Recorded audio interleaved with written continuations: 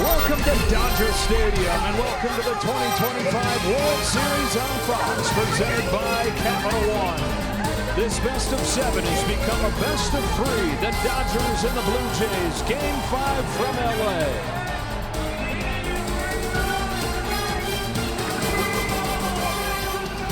We welcome you inside. That's the Hall of Famer John Smoltz. I'm Joe Davis. These Blue Jays, I tell you what, they lose that 18-inning heartbreaker.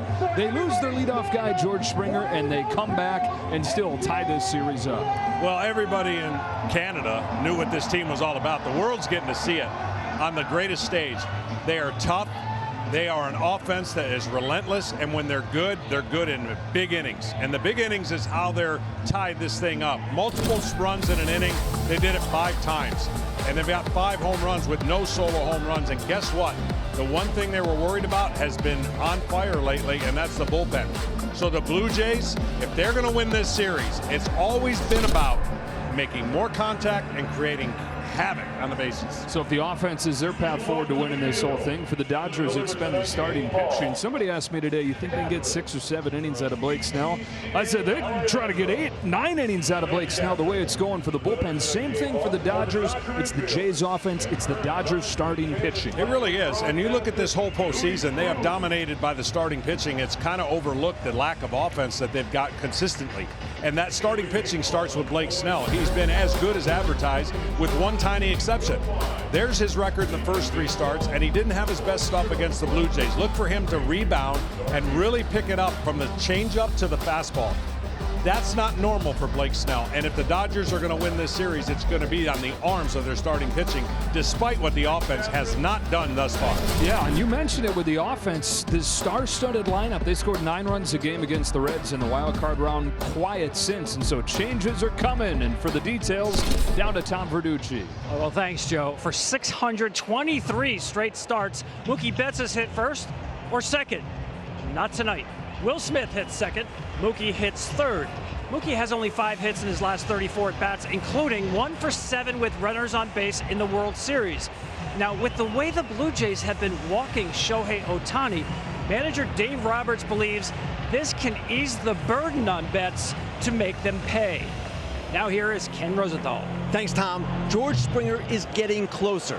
He is out of the lineup again tonight with right side discomfort, but he ran today, hit off a velocity machine, and is available to pinch hit. If the Jays stay away from him, he'll have another day to recover for Game 6. But John Schneider says that if an opportunity arises, he will not hesitate to take a shot with one of the great postseason players of recent times. Joe? All right, boys, so all the pieces set in this 162-game marathon into the longest postseason that you've ever seen in this era of baseball, but it all comes down to 3. Lineup for the Blue Jays for Game 5. They're still without George Springer as the guys detailed. So it's Davis Schneider hitting leadoff, followed by Vlad Jr. and Bo Bichette, both sliding up the spot. Alejandro Kirk is the cleanup man. Dalton Varsho is in center field hitting 5th with Ernie Clement. And then the bottom of the order that's continued to make this such a tough lineup to get through. Barger, Kiner Falefa, and Andres Jimenez. They face off with Blake Snell, who through the first 3 games of the postseason had a 0.86 ERA, but then in Game 1 of the World Series, half of the batters that he faced reached, and he gave up 5 runs. Yeah, fastball command up too much, changeup up too much. You know what I love about Game 5 of the World Series? Throw away the stats. Now you're seeing everybody for the second time. It's time to adjust, read and react. And that's what Blake Snell has an opportunity to do. He was dominant before. Coming in here 3-0, he had 1 hiccup, and he's got a chance to make the adjustment. Umpiring crew for this one, Alan Porter is behind home plate. The crew chief, Mark Wegner, down the left field line. The series has gone back and forth. 6-2 Blue Jays in Game 4, getting off of the deck after the gut punch of an 18-inning loss. 5 2/3 innings from Shane Bieber, gave up just the 1 run. They had the big home run from Vlad Jr., and then they had what John Schneider said is a Blue Jay inning, that 4-run 7th. Now here we go for Game 5. Who heads back to Canada 1 win away from winning it all? Blue Jays will know right away the game plan from Blake Snell, and I think the game plan is going to be establishing that fastball. Of course, everything works off that fastball. Curveball he can throw for a strike, changeup that he wants to swing and a miss. Here he comes, off and going Game 5 with a fastball that's hit in the air to deep left field. Call to the track. It's on the first first pitch of Game 5. Davis Schneider into George Springer's shoes and doing a great impression. How about that? Ready for a first pitch fastball and an ambush to start Game 5 with a bang. That jacket has been super important to the Blue Jays, and ironically that's the first solo home run in the World Series by the Blue Jays. A plan and react, and he went up there with a plan to swing and he got rewarded. That's a shock to the system of the Dodgers. First home run of the postseason for Davis Schneider, who's just 3 for 16 in the playoffs, but he is the latest guy to step into a role for Toronto and come through. And so you get punched on the very first pitch, and now Vlad Jr. hooks a ball down the left field line. They've got back-to-back to start Game 5.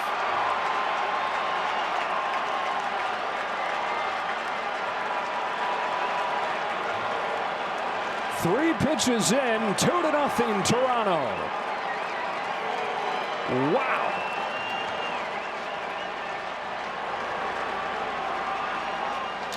You wonder when two heavyweights are going at each other, who is going to deliver the first blow? Well, they were ready to hit the fastball. You felt like Snell was going to establish his fastball tonight because he didn't do that in Toronto. And the first two hitters, I don't know if that's ever happened in his career where the first two hitters have hit home runs.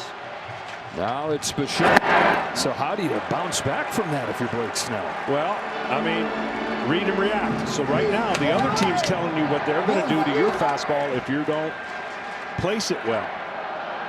So now he's gone to some breaking balls, and this is what is so incredibly great and awful at the same time. When you're facing a guy back to back, 1 and 5, it's about making adjustments. It's about reading what he tried to do before and vice versa. 0-2 to Bichette. Grounded foul. So you got a home run from Davis Schneider. You got another home run from Vlad Jr. And you've got Bo Bichette looking more and more comfortable. Crushed a ball off of the wall his last time up last night. John Schneider said he's already looked impressive after missing a month and a half. But then that swing has everybody thinking, here he comes. I asked Bo, I said, did something click in there? Because he'd been getting on base, but just kind of finding his way on, putting it at play. He said, the swing has felt good, but I will be honest, I did want to show everybody what I've really got. First time playing on this big stage. And that was his first time really getting into a ball, looking like himself. Well, you could see the shock in the crowd. They just sat down, and it's 2-0. Blake Snell is going to have to be mentally tough now to just keep pitching and making pitches and adjust. Just like that. That's the change up to get the first out of the ball game. Well, the first one's more of a culture shock because it's like, wait, what just happened? The second guy, you almost kind of expect that if it's not located well, he's going to do some damage. And then Springer, of course, that's the loosest club I've seen since doing this full time as a broadcaster. Toronto has had everything you mentioned. Punches thrown, devastating 18 inning. You would never know it walking into their locker room game to game. Alejandro Kirk, and you just saw in the 705th World Series game all time, this is the first time that a team has gone back-to-back home runs to begin. You could, talking about the vibe of the clubhouse, you could walk through there not knowing what day of the year it is and have somebody tell you it's day 5 of spring training and not think that they're crazy. Kirk goes up the middle with a base hit, and he's now 6 for 8 against Blake Snell in his career. When we talk about the Dodgers starters being what brought them here, being their biggest strength and advantage in this series, but you start to look outside of Yamamoto's complete game, the rest of the starters for the Dodgers have given up 13 runs in 16 innings. Well, this is a different team, and we tried to tell everybody that the Dodgers were going to face a different type offense. Yeah, you can maybe compare them to Milwaukee, but they have a lot more power than Milwaukee. Here's a bouncing ball to second for Tommy Edman. They got a Mookie Betts for 1 over to first, a double play. Broad history in this first inning. Back-to-back home runs from Davis Schneider on the very first pitch, and then Vlad Jr. 2 pitches later. Jays have a 2-0 lead before the Dodgers come up.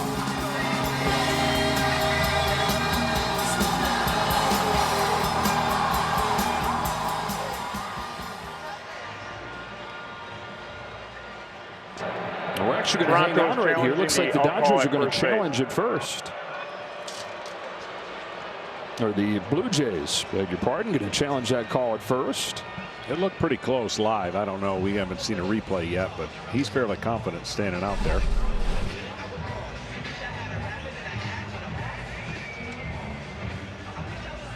Yep.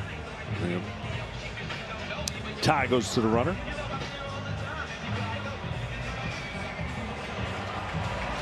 Replay review is presented by Zoom. All right, so it looks like Varsho is going to be on here on the fielder's choice. John Schneider said that, hey, my job as a manager is to stay steady. Even if I don't always feel steady, like things are stable, said it's my job to keep that front so guys can feed off of me. And he said every time that I find myself maybe doubting how steady I should be, these guys calm me. They find a way to come back. And he used the word fulfilling for what the experience has been to manage this group of guys all year. He's been managing for 15 years, not just obviously the majors, just a few years, but back to a decade of managing in the minor leagues. He said this is his favorite group he's ever had. The only group where he's never felt the need to call a meeting. They've kind of managed themselves when it's come to that stuff. And he's got him within 2 wins, the franchise's first World Series in 32 years. Lake needs a changeup here. To Ernie Clement. No. And it is, but it misses. Ernie Clement loves the first pitch, and we've seen the aggressiveness of Toronto on full display. Usually when they make things happen, it's 3 pitches or less per at bat. Back to that fast break analogy that Tom Verducci made last night. Don't let you settle in.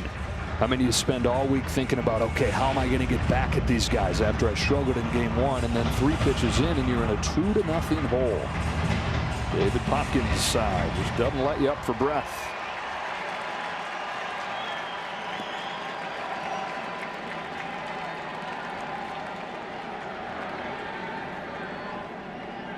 Snell's 1-0 pitch. There goes Varsho. Throw from Smith is in time, and that's the inning. Will Smith, one of the best in baseball at doing just that. That does it for the Jays in the first. Schneider and Guerrero back to back.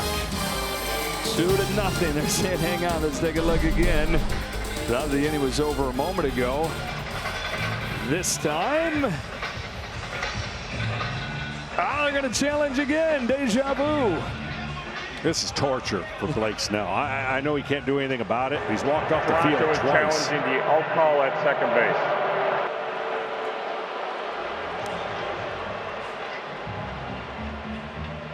This is, to my first experience seeing back-to-back challenges from the same player. How about an inning that has back-to-back homers to start it and then back-to-back challenges to maybe finish it? Blake saying, I've had this has not been fun. I've walked off of the field twice, given up 2 home runs. I think this one's going to stand. What do you say? Yeah, I'll go with you. Let's see. Again, the call on the field is that he's out, and so close. Strings don't count.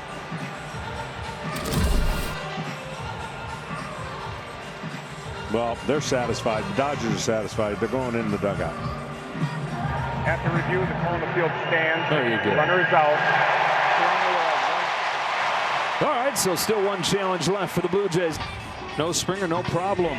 Davis Schneider up into the leadoff spot. Jacks a homer on the first pitch of Game 5. Vladimir Guerrero Jr. follows him with his 8th of the postseason. And the Dodgers look to strike back with a different-looking lineup, as the guys detailed before first pitch. Mookie Betts, for the first time in 4 years, drops down and bats 3rd.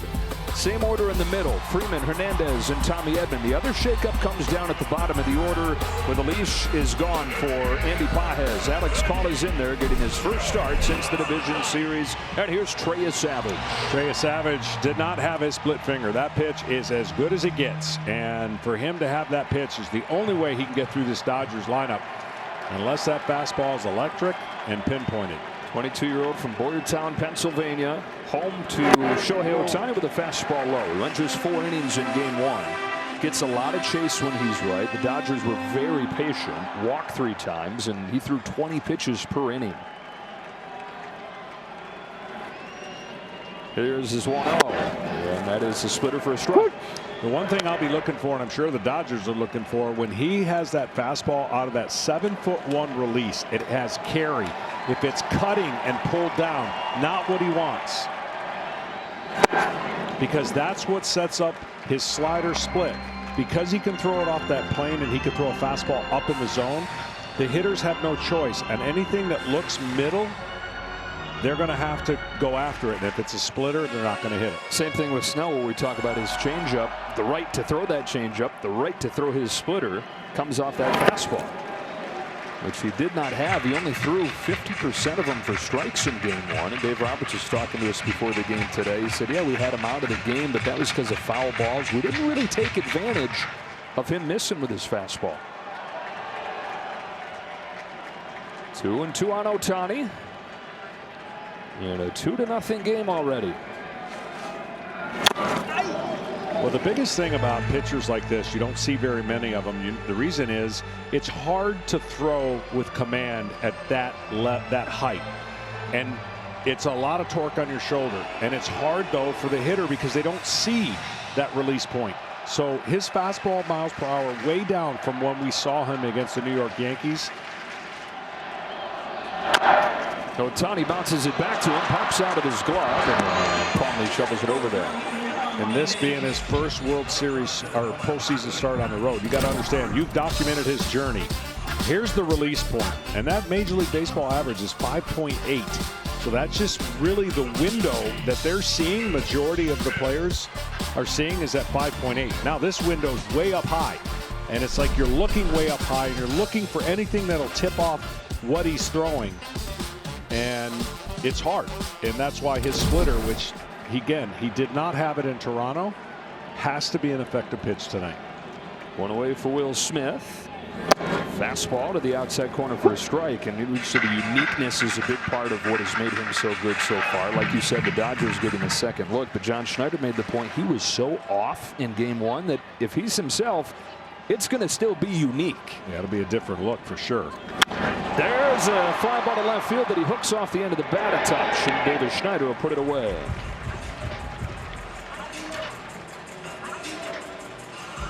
All right, so Mookie Betts hitting third for the first time in years. Dave Roberts trying to take a little bit of pressure off of him with everything funneling to him after the conservative pitching the Blue Jays have used on Ohtani. Yeah, Betts just 147 since the start of the championship series. And in his first at bat, I've not seen him swing at any first pitch in the first at bat of the game. And so they just pump it right down the middle every single time. There's no reason until he changes that scouting report, and who knows, maybe it'll come in the most crazy of times, but until then he's putting himself for the most part in an 0-1. Now he knows and can hit with 2 strikes. Don't get me wrong, he is a great hitter with 2 strikes, but it's still, you've got to change that scouting report eventually on one of these pitchers. Yesavage home with an 0-2, and he strikes him out, finishing off a 1-2-3 first inning, and a first inning for the Blue Jays that could not have gone better. Final game of the season in Los Angeles. Dodgers and Jays tied up 2-2 in this Fall Classic.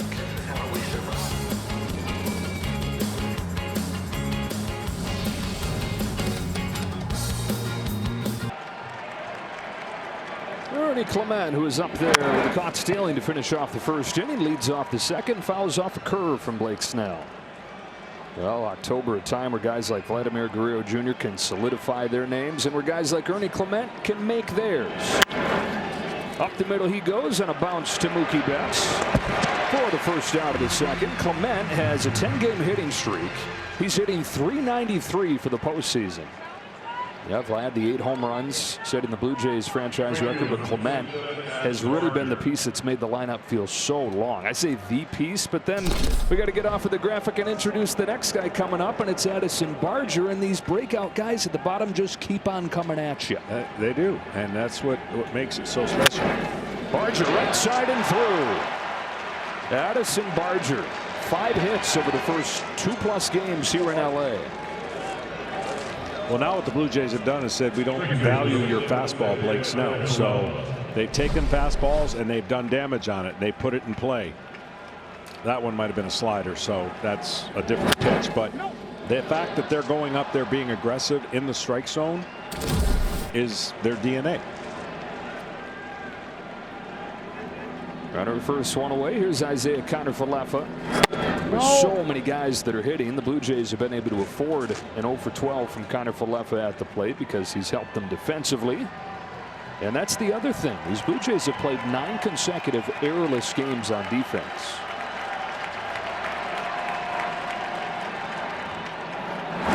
Got a chase. Got a little help there. That's that changeup that has great movement. This is the 6th time in the series they've had a multi-run inning. One at a time usually doesn't beat you. It just doesn't. Multi-scoring innings are just so hard to come back from. Well, the 7th inning last night, that was a 4-run inning. That was the 4th 4+ run inning of this World Series. The Dodgers haven't scored more than 2 in an inning. Yeah, and that just speaks again to the inconsistency that the Dodgers are running into. Guys have gone into a funk at the wrong time, but their pitchers have kept them in it. Backdoor breaking pitch, 2-2. But that offense is going to have to come to life, or this season's going to end without a back-to-back title. Yeah, I mean, that would be the thinking. The one thing that Toronto is not banking on is this being a bonus game, knowing they're going to go home. There's no bonus in Game 6 when you face Yamamoto. 2-2 is popped up down the line. Teoscar Hernandez, see if he's got room. He does. 2 out. You know, it's interesting. Game 5, normally the fear is on behalf of the team playing its last home game. You can't go 3-2 back to the other place. But because of Yamamoto room in there in Game 6, there's fear operating in both sides. Yeah, absolutely. I mean, you would feel if you told Dodger fans, hey, you're going to be up 3-2 going into Game 6 and you got Yamamoto, boom. Don't care where we play it, they'd say. We play it on the moon. Andres Jimenez knocked in a run in the 7th inning last night. The first of those 4 runs with what you and John Schneider agreed was one of the best at-bats of this postseason for me. Yeah, absolutely. I mean, it might not show up in their totality of what they did yesterday, but it sure moved the line along. Don't be confused by his 188 because runners in scoring position, he's been pretty good. 7 for 14. Only guys in the Blue Jays that have driven in more runs than their 9-hitter Jimenez, Vlad, and Kirk.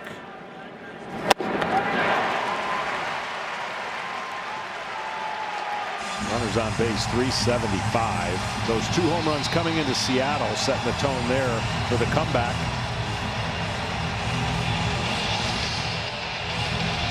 Yeah, missed a lot of this season with injuries. Known for his glove. Getting to be known for his clutch bat. Snell looking for a bounce back inning. His 0-2. It's cut on and missed. Blake Snell had not thrown a fastball since he gave up 2 of them over the first 3 pitches of the game, but he used it to finish off Jimenez. And this is the Dome at Cosm in Inglewood near SoFi Stadium, which is a shared reality experience. Displays of this broadcast are being wrapped around an entire audience, every seat totally immersed in the game. As Freddie Freeman leads off this inning, takes a splitter for a strike from Trey Yesavage. That splitter looks a lot better. Already has the feel of the pitch that we got to see against the Yankees and really against Seattle. And then the slider, which he had to throw 32 times. And I say had to because he didn't have the other ones. He didn't want to have to throw that pitch 32 times. No, the order of operation will be fastball top of the zone, splitter starting in the middle, working its way out of the zone. Now with Freddie Freeman, his ability to get last minute bat on that kind of ball is unique in itself. So you're going to have to throw a fastball at the top of the zone. If you want to get him to miss your splitter, he has to see a fastball at the top of the zone. Change his eye level. Another 0-2 from Yesavage. Popped out of his hand. 1-2. All 5 hits for Freddie Freeman in this World Series, including the walk-off, have come with 2 strikes. That's who he's been for a long time. So tough to put away.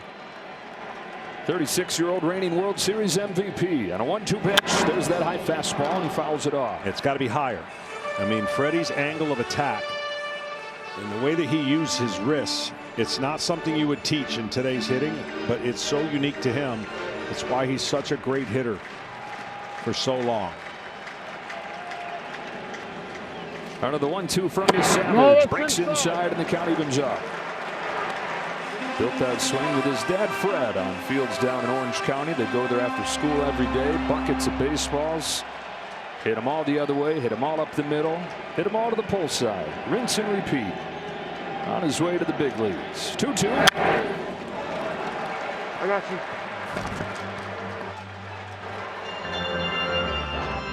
There's Fred. Always has a first or second row seat here. One of the great images of last year's World Series was their embrace after the grand slam. 8th pitch to his boy is swung on and missed. He finished it with a splitter.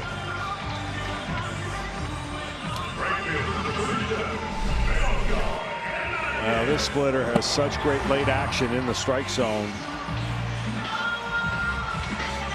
We haven't seen the tumbler yet, meaning the one that really, when you hear the term fall off the table, just roll a ball off the table and see what it does. That's literally falls off the table.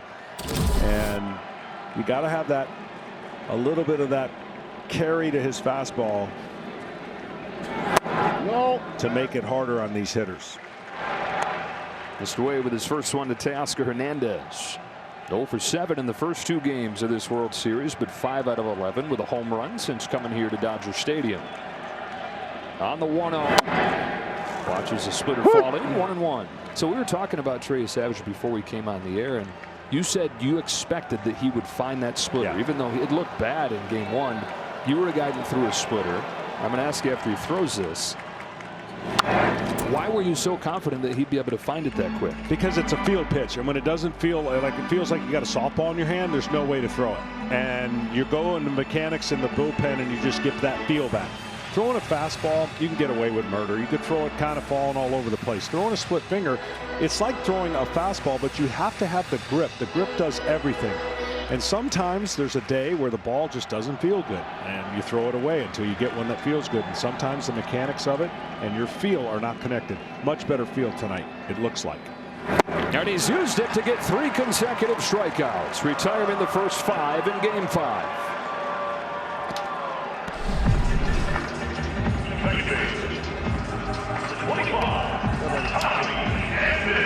And he's using everything perfectly balanced. 8 fastballs, 8 splitters, 7 sliders. That's way better than 32 sliders.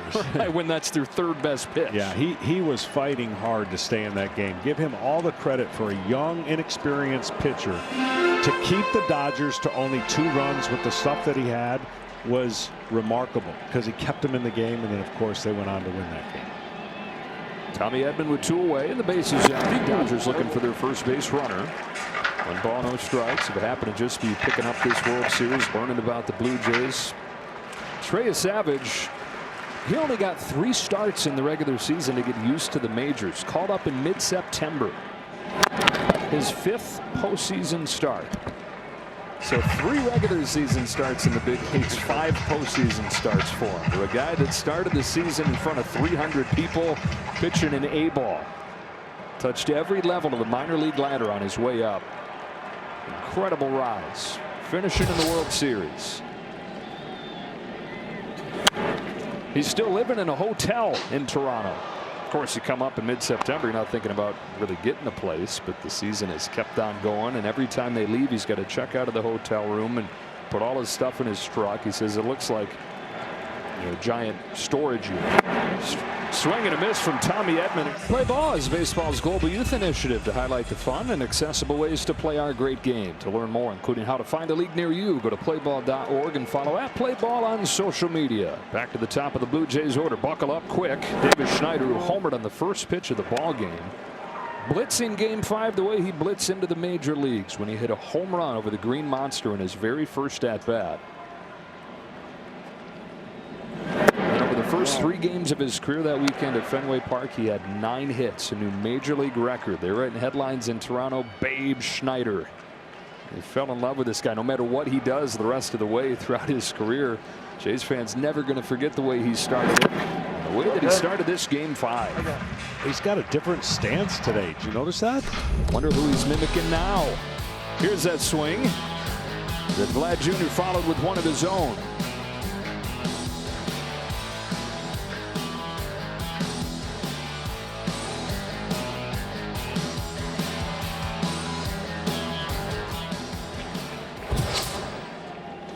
No. So he had been mimicking Will Smith. Ken Rosenthal was detailing this for us, that anytime he feels like his swing is a little bit off, instead of messing with mechanics, he will literally try to look like another major league hitter. Well, that ain't Will Smith today.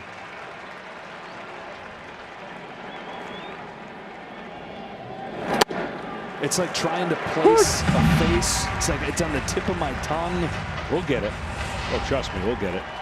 Unless he changes it again.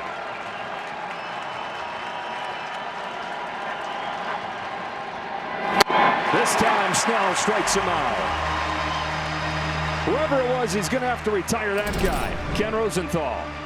Most hitters are rather particular about their stances, but Davis Schneider is not most hitters. As you said, he likes to mimic hitters he admires, and his recent fascination with Will Smith was something else. Now, Schneider says imitating other hitters gets his mind off his own swing, and I don't know how he does it, but somehow his hands and body get to the right place. Earlier this season, he mimicked Bobby Witt Jr. and Giancarlo Stanton, and in Colorado, he hit 2 home runs as Aaron Judge. Well, if you want to hit a home run, that'd be a good guy to mimic. 1-0 pitch to Vlad Jr. Swing and a miss. First changeup that he's located in the strike zone, by the way. I know we're going to get to the bottom of that. If there's a guy to get to the bottom of it, it's Ken Rosenthal down there.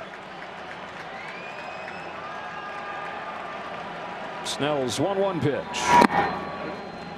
And I know that some of you are sitting at home just yelling at the TV. You know exactly who it is.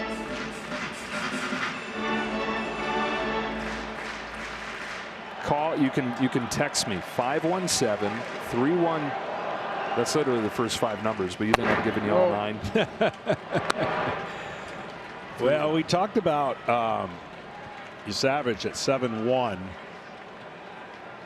We got Snell as the 3rd highest release point of left-handed starters. So he himself is up there in about the 6.5 range. So we got 2 of the highest release point pitchers in the game. There you go, 6.5 vertical release point, and that is what a hitter is looking at. He can spin it, man. I'm telling you, he can throw a breaking ball about as good as any left-hander in the game and be hard to pick up. So after the walk to Guerrero, here's Bichette. Bounces one to short. Bichette not running well. They'll only get the out at second as the throw from Betts was nowhere close. That was an easy double play with Vlad, or with Bo dealing with that knee injury, and they don't get it. Well, that one just sped up on Mookie. I mean, there's probably a little bit of a forgot who was running, because you could have made a throw a lot. He could have been way more patient with the throw, knowing who was running. That ball just kind of slipped out of his hand, which is another reason. So you got to face Kirk now. Swings over the top of a first pitch curveball. Blake Snell's got to figure something out against Kirk, who's reached all 4 times that he's faced him in this World Series, and is 6 out of 8 lifetime.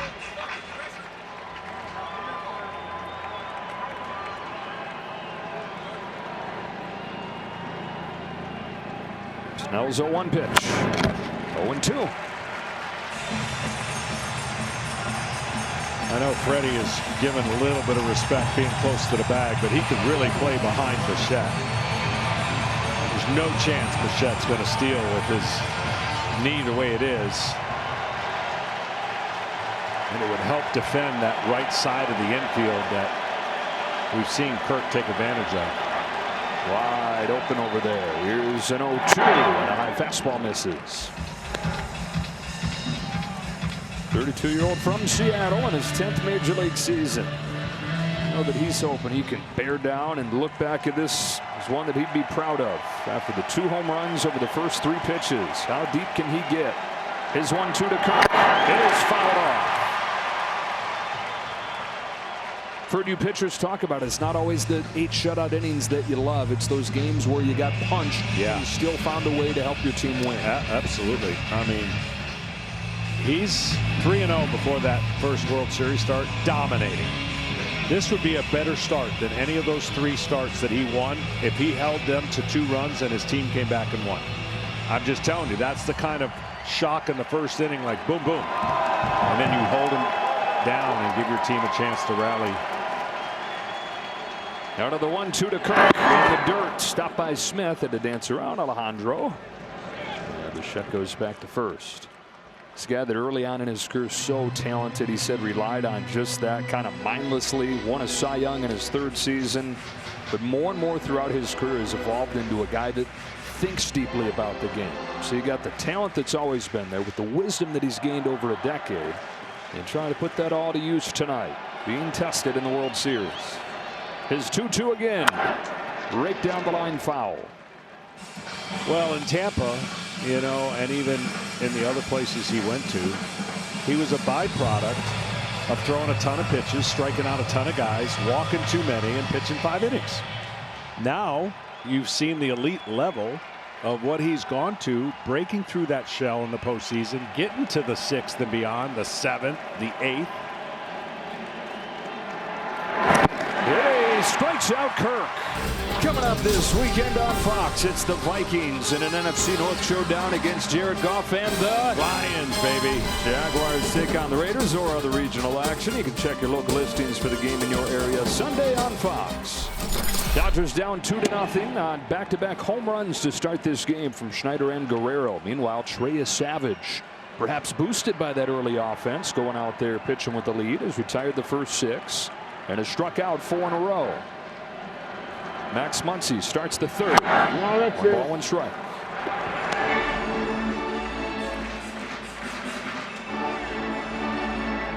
Strikeout stuff when he's right. Unfazed. Seems like every start you're saying biggest start of his career. And then the next one happens and oh, this is the biggest start of his career. It's his 5th postseason start. He mentioned first one on the road. Even during the regular season, those 3 major league starts that he made, only one of them was in a true major league road park. One of them came in Tampa Bay, where they're playing at a minor league park. The other one was in Kansas City. Yeah, this is different. They say they drafted him, though. Yeah, for the uniqueness, but for the demeanor.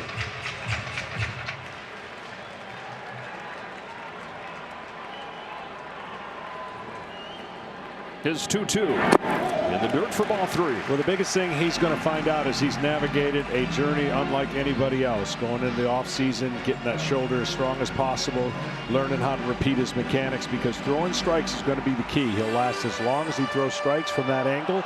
It's a tough angle to just be consistent. He's been really good so far. He strikes out Muncy with a slider to the knees, and it's 5 in a row.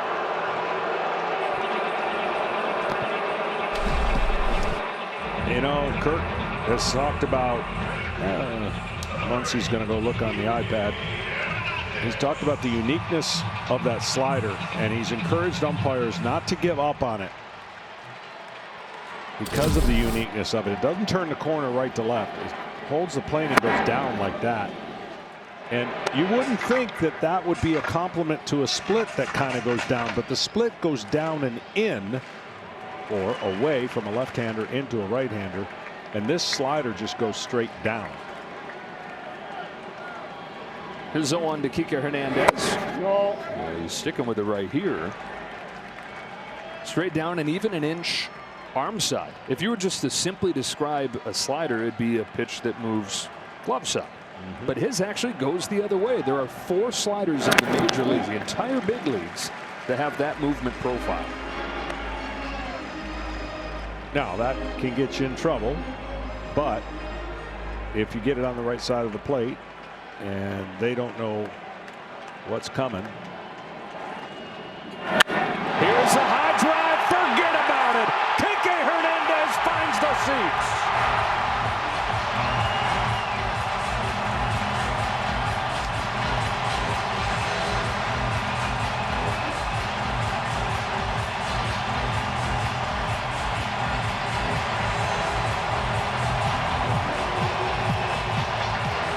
First of the World Series for Kike Hernandez, and the Dodgers are on the board. He's been working on keeping that front shoulder in, and boy did he.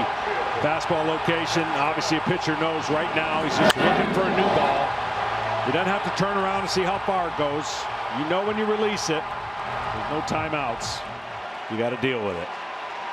No timeouts, and these days there's the pitch clock. You got to go deal with it right away. Fastball downstairs for Alex Call. So Hernandez giving the Dodgers a jolt, and now a guy that Dave Roberts hopes does the same. And Call getting his first start since the division series. Andy Pott has 4 for 50 in these playoffs, and so even though his defense has been good in center field, Dave Roberts said, look, at this point, 2-2, we got to get more offense. And he goes to Call, who's reached base 7 of his 12 times up this October. And that's just another theme that's been continuing for the Dodgers. Solo home runs. And they're great, but it takes a lot of them.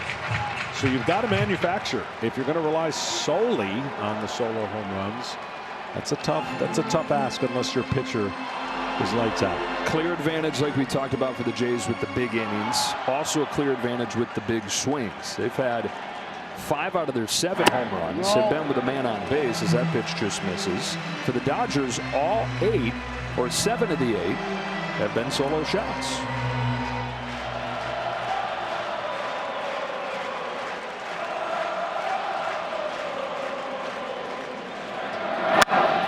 Digs it out, flies it to center field for Varsho. It carries, but Varsho runs it down 2 away. Another look at Hernandez's long ball. I mean, that fastball went the wrong way. You see where he was trying to throw it, and the ball had lateral movement, and that's a feeling I am very familiar with. Couple guys that are pretty good at sports. Sandy Koufax, Magic Johnson, who threw out the ceremonial first pitch before this game 5. Back to the top of the order, Shohei Ohtani.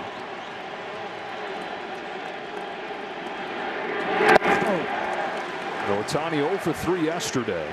The MVP chance start for a guy who, in the losses in the postseason for the Dodgers, is 1 for 12.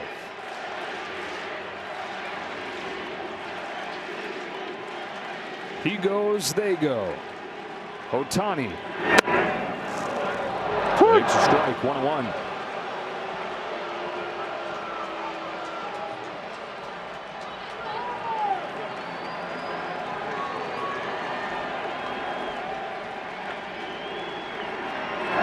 Nope. Ball 2. To throw that high or have that high release point, you have to arch. You have to. There's just no way to get downhill without arching your back and getting that arm way above your head. There's the arch. And then what happens is when he's locked in, throwing high fastballs should be pretty easy. But when you try to throw down, that's when it gets disjointed. That is like this action way up high. Trying to throw a ball down is not natural. 6'4", most over-the-top release point in the majors. A 2-2 to Ohtani. Yes, swung on and missed. Swings himself out of his helmet on a disappearing splitter that ends the 3rd. Welcome back to Los Angeles, here with Blue Jays manager John Schneider. John, Trey Yesavage, 6 strikeouts. The only hit he allowed was the home run by Kike Hernandez. What has been the difference in him from game 1? Split, I think secondary stuff. Split has a good feel for it. And again, it's a totally different look when that pitch is on, when you're seeing a guy again in the same series. But just the one mistake heater to Kike, the kind of leak back fastball, but his split and his slider have been really good. David Schneider led off this game with a first pitch home run. He is something of a unique character. What would you like people to know about him? That he's he's a blue collar guy. He's never had anything given to him, never a big prospect. So he's earned everything he's gotten. He's been down to the minor leagues this year. He's kind of figured out what works for him, and he's a really likable guy. And I think his teammates have really kind of grasped onto him a little bit. George Springer, what is the latest? Georgie is he's feeling good. He's been moving around, hitting in the cage a little bit. Definitely a possibility if we need him at some point for an at-bat or 2. So we'll see how the game goes the rest of the way and see if he's needed. John, thanks a lot.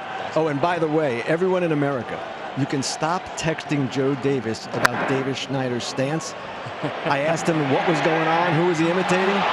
This ball's down the line, Kenny, and Dalton Varsho's got extra bases. He's headed for 3rd. He's going to turn the corner and hang on. So I asked him, all right, who are you imitating tonight? And he said, oh, it's my own stance from the minor leagues. So the answer to who Davis Schneider is mimicking tonight is Davis Schneider. All right, going back to an old swing of his. This play here, you're going to want to redo. When you go to dive and you can't stop it or catch it, it's a triple. So in that regard, Teoscar could have held him to a single, made the full commitment to dive. The effort was there, but then it turns into a triple with nobody out. Yeah. That's the tough part. That's the decision outfielders have to make. Ball on Ernie Clement. And this is another gap in this series. We mentioned the Blue Jays have not made an error in their last 9 games. That's not going to show up as an error, and neither is Betts' play last inning, and that didn't bite him, but Dodgers not tight on defense. 1-0 to Clement, trying to take advantage. 1 ball, 1 strike. Well, Dave Roberts is putting his infield back. He's going to trust his offense, and he doesn't want to create a bigger inning for the Blue Jays because he knows Clement's going to put the ball in play more than likely. Now, obviously, Snell wants to prevent that, but with 2 strikes, Clement will do everything he can to hit a ground ball. I doubt Dave Roberts will bring in the infield with 2 strikes on the batter. Snell to the plate. Clement lines the ball to center field. Kike Hernandez makes the catch. Here comes Varsho. Hernandez's throw flat-footed, has no chance, and the Blue Jays take advantage of the defensive misplay to make it 3-1. And that's no small item. When the Dodgers had rallied to cut it to half with that home run. Man, you could not have a better contrast right there. Mistake defensively for the Dodgers, and then the Blue Jays immediately make them pay for it.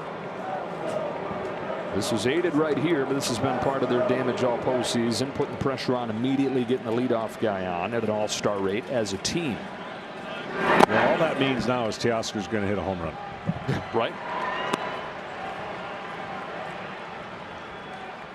He sets you up.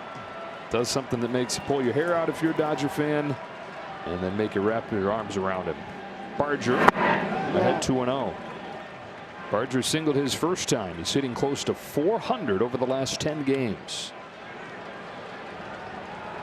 It goes back to a game at Yankee Stadium where John Schneider had to pull him aside and say, take a breath, slow down, calm down. He's just 25 years old, and things are moving pretty fast for him. He's a high effort player. But to make the adjustment that quickly and go on this hot streak like this, really impressive. You know what I see him doing after baseball? Getting banned from softball. I could totally see it. One of those long drive hitters in softball. Yeah. Just launching.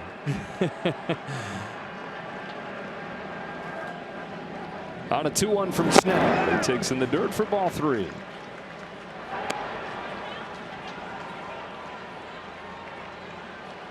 Well, at no point so far in the series, in the playoffs, has the crowd been this quiet.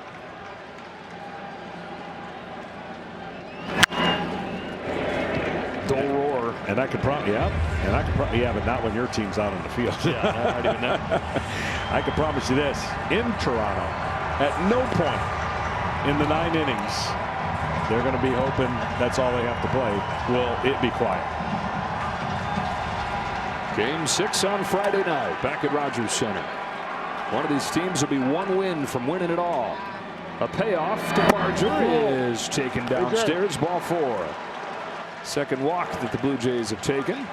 But T-Mobile, the best network in the game, is now the best network in America. So there's 3 left-handers in this lineup that I thought when Blake Snell got this scorecard would be impossible at bats for the 3 left-handers. And 2 of them have now reached base, well, technically 4 times on a fielder's choice and a walk, with Jimenez being the strikeout. When you get that lineup, as we talked about all the time, you're like, oh shoot, first guy, second and third hitter can't let me beat it. But then there's lanes to go to, and when those left-handers are getting on base, just think of the value that is for the Toronto offense. Slap down the right field line, foul. Because that's a tough at bat against a great left-hander with the angles he creates, and there's a reason why they don't put that many left-handers in the lineup against him on a regular basis. Sandy Koufax always tells young Dodger pitchers, the good guys are going to get their hits. You have to get out the guys you should. Kind of for left, it tries to lay off, but couldn't. 2 out.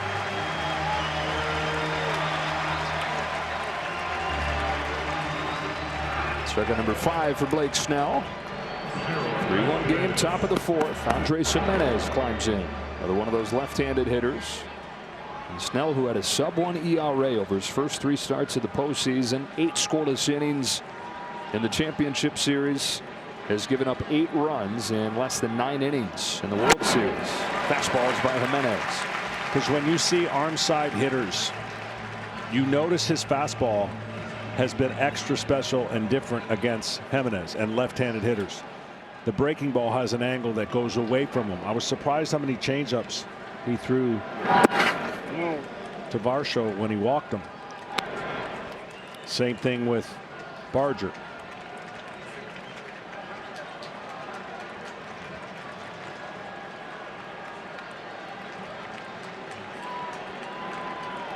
Or I'm sorry, Varsho got the triple, not the walk, but Barger's the one that got the walk. Strike 2.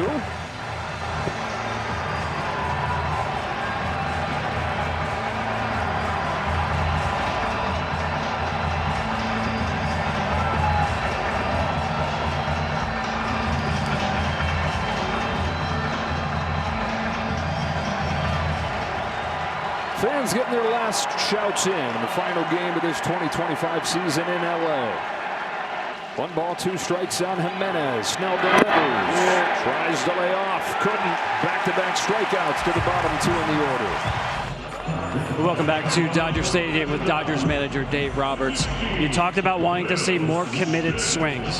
Kike Hernandez counting his favor. Is that what you want to see more of? Yeah, absolutely. You know what? I think the first time through and last time, obviously, we missed some heaters. And right there, that was a convicted swing on a heater up in the zone. Got the head to it. So yeah, I mean, this guy's gonna, he's using his slider versus right, some left. The split's obviously his out pitch, and he sort of shows his fastball. But we just got to keep taking good at bats. A lot of baseball left. Toronto Blue Jays have more than half their hits on first or second pitches of at bats. They started this game 2 home runs in the first 3 pitches. What do you have to do to counteract that? Let me know. Yeah, I'm gonna wait on this challenge right here. You know what? I think that. What was your question? I'm sorry, Chief. It's about the first early count swinging. Yeah, beginning in this game. Yeah, these guys, we know these guys are aggressive early in the count, so you just got to make a quality pitch early. And obviously, they got us on the Schneider first pitch. Vlad got us on a heater. But I think after that, I think Blake's been really good, to be quite honest with you. So yeah, we got our guy out there, and he's going to keep going. Thanks so much, Dave. All right, Chief. That slider right there from Trey Yesavage with you threw out a necessity in game 1. He's throwing with confidence here. He's had 12 swings against that pitch, 8 misses. And there it is again. He's comfortable on the release point right now. When you see Trey Yesavage, again, we talked about it, when he's got this splitter working down and the slider working down, the hitter has really no chance to recognize which one it is. But it still starts off the fastball, and if he can throw enough of them, then the hitters will be guessing the rest of the night. Struck out Betts on 3 pitches last time. Starts him with the fastball here. He has set a new record for a rookie pitcher, 34 strikeouts in 1 postseason, breaking that of the guy that was probably the best comparison for him coming in and short amount of time to get ready for the postseason. Michael Wacha back in 2013 with the Cardinals. 1 year after he was drafted, made 9 starts in the regular season and then went 4-1 in the playoffs as St. Louis won the pennant. That was 3 times as many tune-up starts for Michael Wacha as this guy had. Strike 2 on Betts.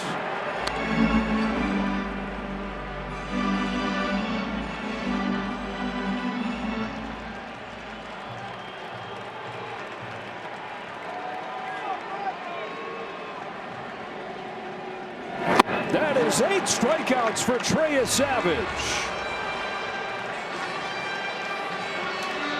See, the one thing about pitchers and the advantage that they have, they can make the necessary adjustments within 5 days. hitters, when they're struggling, they don't have any time. You got to get out there the next day. So there's very little time to make those adjustments. And you see that splitter so connected. Change of speed and movement. Freddie Freeman, strike one. All 3 pitches doing what he wants. After, like John Schneider said, as off as they've seen him just a week ago in game 1. Home with an 0-1. Fastballs by him, back-to-back heaters, nothing in 2. This is starting to take on a feel of that Yankees start in the division series. He was shaking his head there because he was trying to get it in and missed away, but the fastball velocity was still good enough that he got a swing and a miss. And then he hits Freeman on a 2-strike pitch. And the Dodgers, an offense reaching and stretching, looking for anything, has to look at this as a crack in the door. Tonight's telecast is sponsored by T-Mobile, now the best network in America. Well, here's his first chance to make up for the defensive misplay. Teoscar Hernandez comes up with 2 out as the tying run.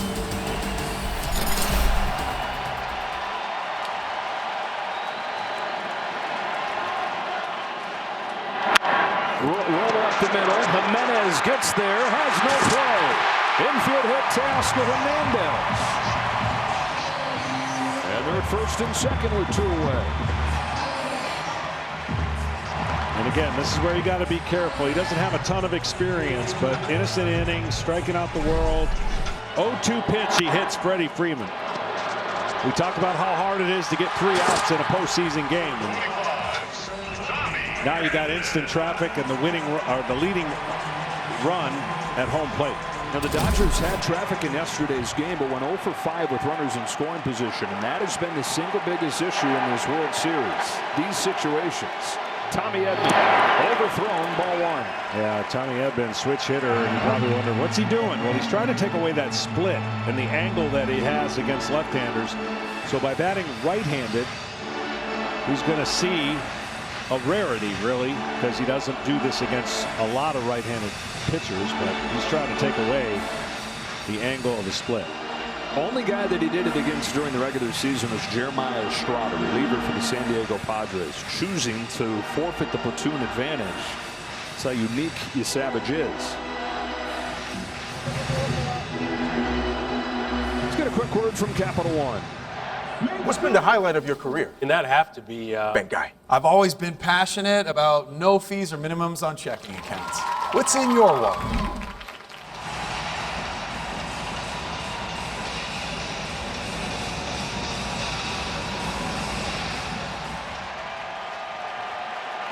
Freeman at second. Teoscar Hernandez at first. 1-0 to the plate. Tommy Edman swings and misses, and it's 1-1. When you spike a slider like that, the tendency is you've thrown it. You know, you spike it because you're trying to break it. You got to hang on to it a little bit longer. He did a nice job there. Pop fly back of the diamond, and Trey Yesavage, first time there's a little pressure against him, does not break. They strand 2 in the top of the order with Davis Schneider lofting a curveball to the right field corner. Teoscar Hernandez out of room. And an adventure over there for Hernandez in these middle innings.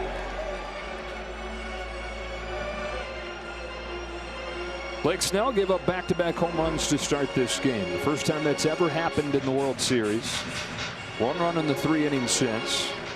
With a 3-1 deficit. Schneider and the Blue Jays try to take this back to Canada, a win away from winning it all.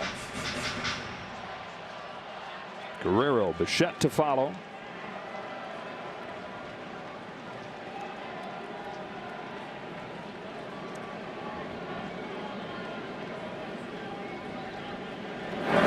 Well, missed away with the changeup. The Blue Jays got 5 hits against that changeup of Blake Snell in game 1. That's the most that he had given up in his career. And he has just not had the feel for it tonight either.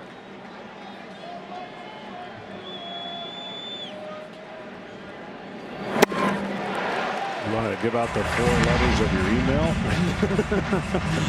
I'll just go ahead and have him text me.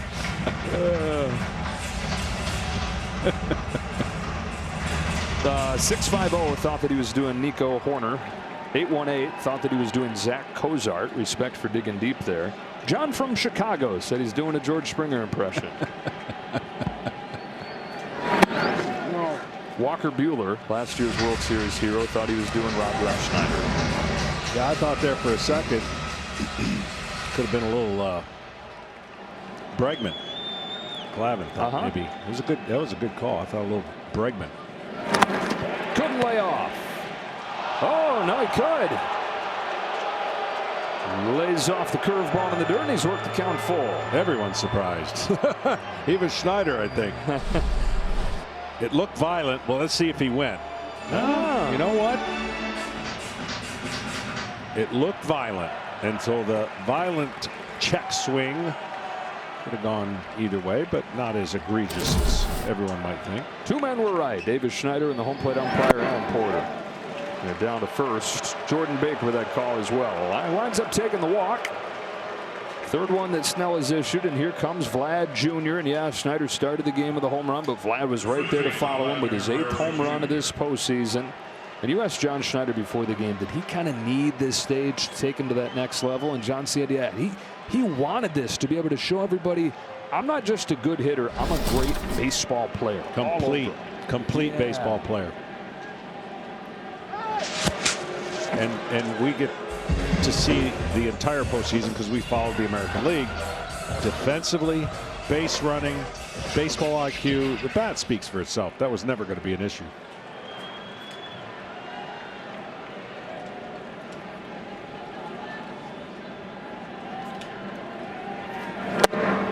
And then the passion for the country and the team that he's playing for now, a long time.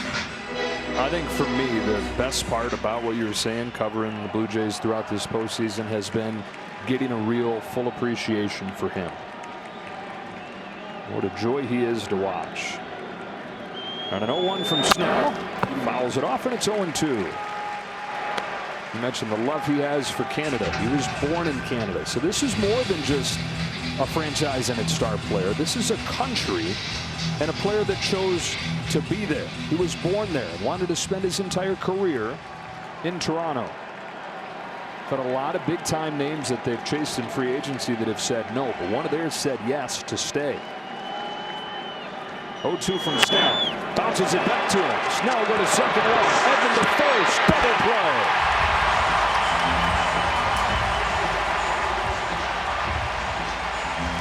The best thing Snell did right there, he didn't have the grip right away and he didn't panic. He always, as a pitcher, throw the ball over the bag and make sure you get one out. The tendency here is to hurry up. I got to turn it, got to turn it.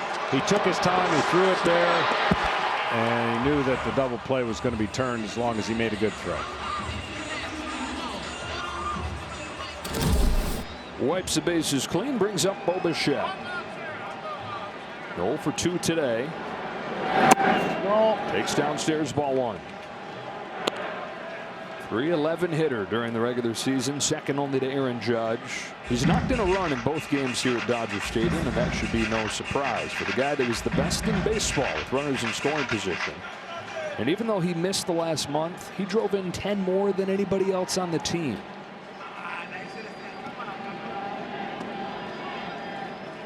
The 1-0 from Snell. Bichette takes a good looking changeup, but he feathers in there. Bat to ball ability. John Schneider's been watching since he managed this kid when he was an 18-year-old in A-ball.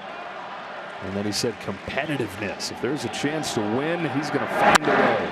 Hooks this ball in the air to left field. Routine for Alex Carr. Halfway home in game 5. Series tied at 2. Blue Jays lead this one 3-1. Final game of the year in Los Angeles, and then it's up to Canada for game 6 on Friday.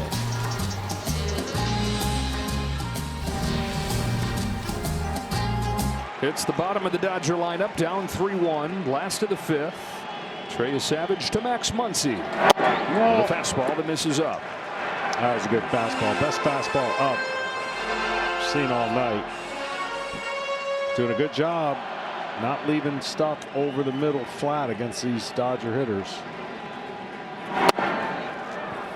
And there with the slider. Dodger hitters that combined have 29 All-Star selections, 5 MVPs, make it 6 once it becomes official with Ohtani this year. Trying to get the offense going before it's too late. This is one of those guys with an All-Star resume up here. But Muncy with his strikeout his first time is as guilty as anybody lately. 4 of his last 30 back to the start of the championship series. And he snap out of it, find a big swing for the Dodgers. Look out, 2-2.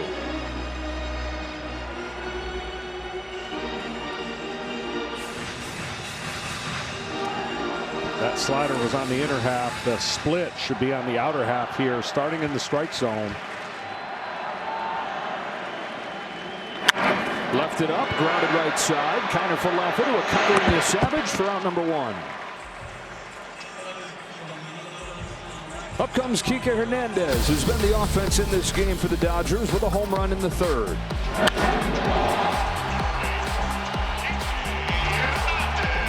And in this city, they love Kike Hernandez. That looked like it was inside Dodger Stadium. That's inside Cosm again. That was so cool. Yeah.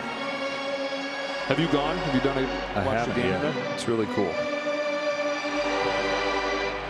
A solo home run. What 7 of their 8 home runs in this World Series have been. And you look at the Dodger offense disappearing here the last few series. Yeah, they've faced tough pitching, particularly tough, I think, Phillies and Brewers in the lead up to the World Series. But they had long stretches this year where this would happen. This is not unheard of. Just during the regular season, you know, you got the 162 game thing to make everybody honest, and you are going to be what you are at the end of that when you add it all up. This is a really poorly timed team-wide slump that they were not immune from during the regular season. The Savages 1-1, fouled into the glove, strike 2. There's the subconscious part of baseball that you wouldn't think would take over. But when you're getting dominant starting pitching, you know you don't need 5, 6, 7, 8. I'm not saying that they're not trying to get 5, 6, 7, 8. But then when you come into the park and you're like the team's struggling and you're giving up 5 or 6, you got to score. And last year they scored at a high clip in the postseason. Swing and a miss for strike 3. Got him with a splitter and has 9 in Game 5 of the World Series. Putting on a show for Chris Pine and a bunch of celebrities here in Los Angeles. Jason Bateman has been at all 3 games. Applauding Kike's home run right there. Andy Garcia. The Commissioner of Baseball, Rob Manfred, and Hall of Famer Joe Torre. Leo DiCaprio. Alex Call takes upstairs, ball 1. Fly out to center field the first time for Call. First start since the last game of the division series for the former National. Deadline pickup.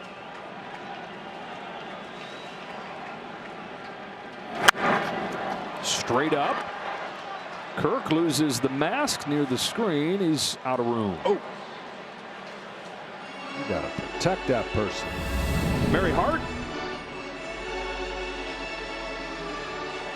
Bert. It hit him. Oh, man. Yeah, that's what I'm saying. You got to help out.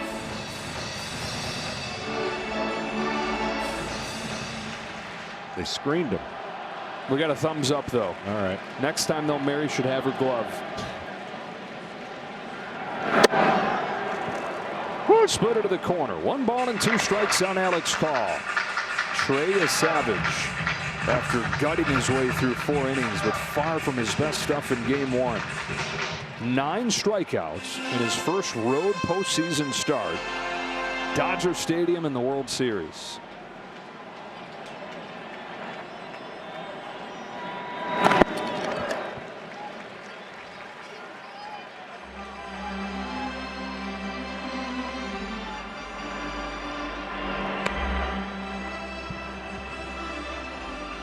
Timing of his landing is so important again to his. A couple times I've seen a short stride that messes up. He spikes it. You see his feet kind of kicking the dirt when that happens.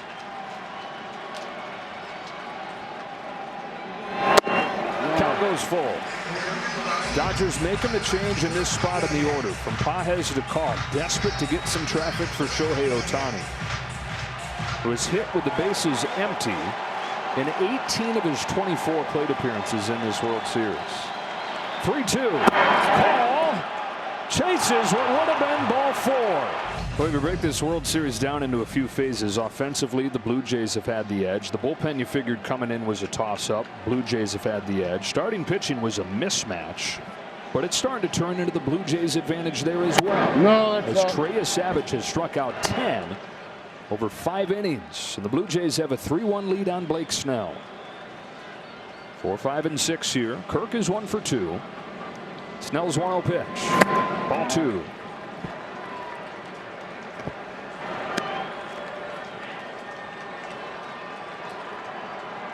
Snell at 80 pitches. Will take him as far as they can. Minimize exposure to that bullpen. That is one thing Snell has been able to do. Yeah, he got hit right away with those 2 home runs, but remember in game 1 he got hit right away with a 29 pitch first and couldn't get through the 6th. The 6th was when it all unraveled, and the Jays scored 9 runs. 2-2 on Kirk.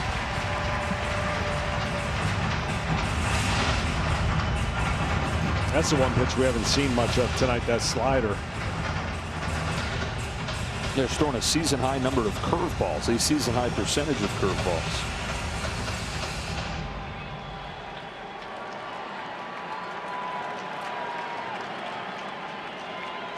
Kicks and deals a 2-2. Speeds the fastball inside to run the count full on Kirk.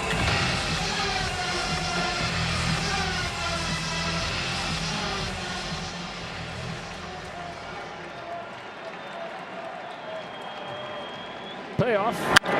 Grounder to third. Stabbed by Muncy. Across the diamond. Freeman steps over the line, makes the play. Rewarding performance is sponsored by Capital One.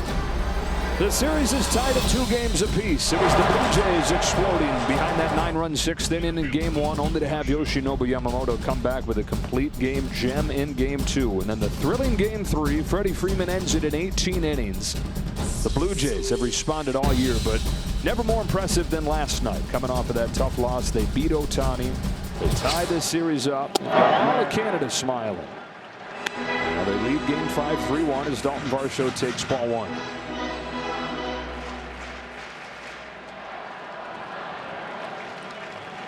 Varsho tripled and scored his last time.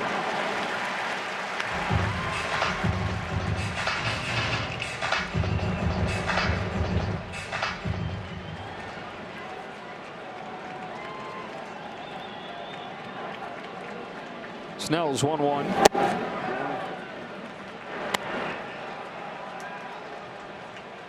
Triple in this game. Homered against Snell in game 1. No left-hander at homered against Snell in a year and a half. Got to go back to Juan Soto midway through summer of 24 for Varsho's World Series homer against him.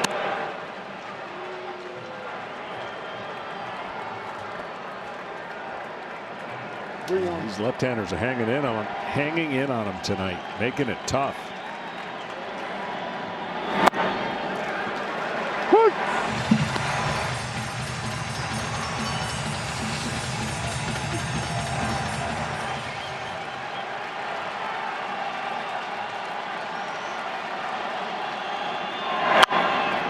Fly ball right field to Oscar Hernandez. 2 gone in the 6th. Trey Yesavage, 10 strikeouts. The first rookie to do that in a World Series game since former Dodger great Don Newcomb in 1949. Well, he's made some adjustments. He's looked really good in the field. The mechanics much better. Clement's out in front of the first pitch from Snell.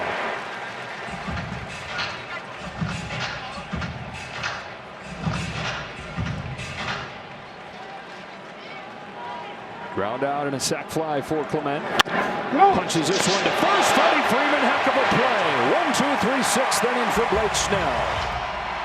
Jays 3, Dodgers 1. Bottom of the 6th. Shohei Ohtani leads off against Trey Yesavage and takes in the dirt for ball 1. 10 strikeouts for Trey Yesavage over the first 5 innings. The only time that's ever been accomplished. Game 1 of the 1963 World Series at Yankee Stadium. And that man right there, Sandy Koufax. Sandy had struck out 11 over the first 5 innings against the Yankees. It included Mantle and Maris, and he went on to strike out 15 in a complete game performance that set the stage for a Dodger sweep.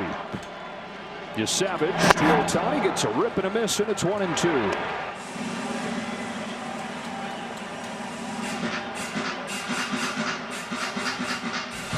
That is the only time the Dodgers clinched a World Series at home out of their 8 World Championships, that 63 team. Jay's spoiling a chance to do that this year. 1-2. A shot to right field. That is a diving catch from Barger. Addison Barger. It's not just been the bat from him. He's been awesome defensively as well. Yeah, this one's trying to dive down, and he just gets a great jump on it. Angles the glove perfectly. Making him do that.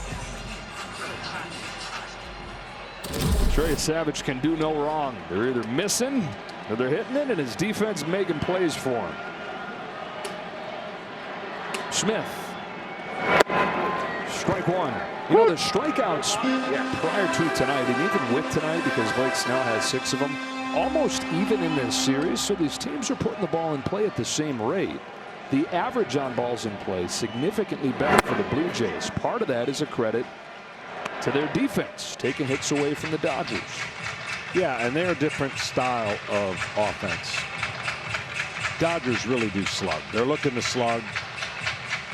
They don't expand traditionally very often, but when you're in a slump and when you're struggling, you do things you normally don't. A swing and a miss, and an 11 strikeout for Trey Yesavage.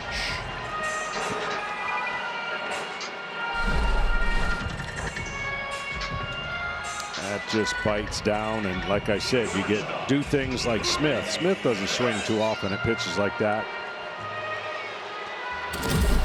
He has now tied Smokey Joe Wood for the most strikeouts in a World Series game for a pitcher 22 or younger. That was in 1912. Smokey in 1912, Savage in 2025.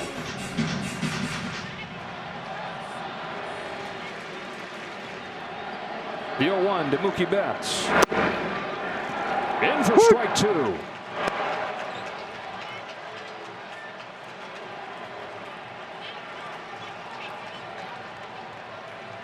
This guy wasn't in the big leagues until a little more than a month ago. Started his season in A-ball.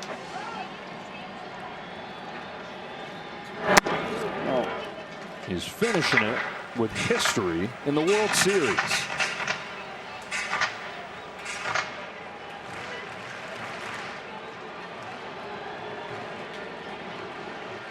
His 1-2 to Betts in the dirt. Good.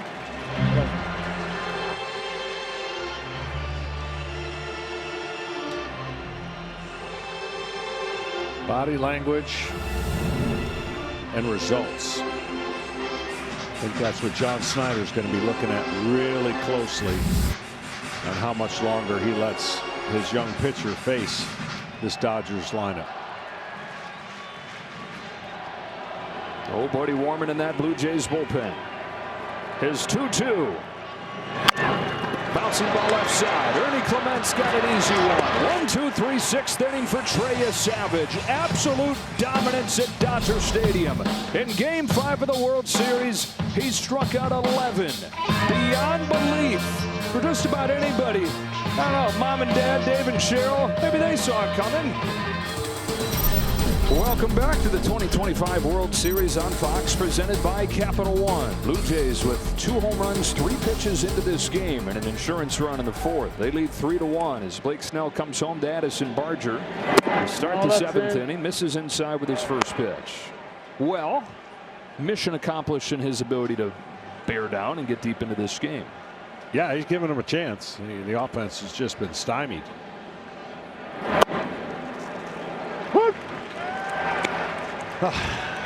Streak is over. What, you mess up your scorecard? First time in 5 games. Wow, you had a 5-game streak going? Longest one of my career in the postseason. Extra impressive because one of those games is actually 2. Yeah, 2 games in 1. So give yourself 6. Good point. I got a suggestion for anyone who makes the score sheets moving forward. Just put the name of the team in bold so you don't have to, you fold it in half, you turn it over, but you get confused. Do you? Do you? He's gonna find the seats, and it's 2-2. 3 runs on 5 hits for the Blue Jays, a run on just 2 hits for the Dodgers, and this is now 4 runs over the last 26 innings. Back to the 7th inning of Game 3 when it was 5-5, and it looked like the offense had come to life. Not much doing since.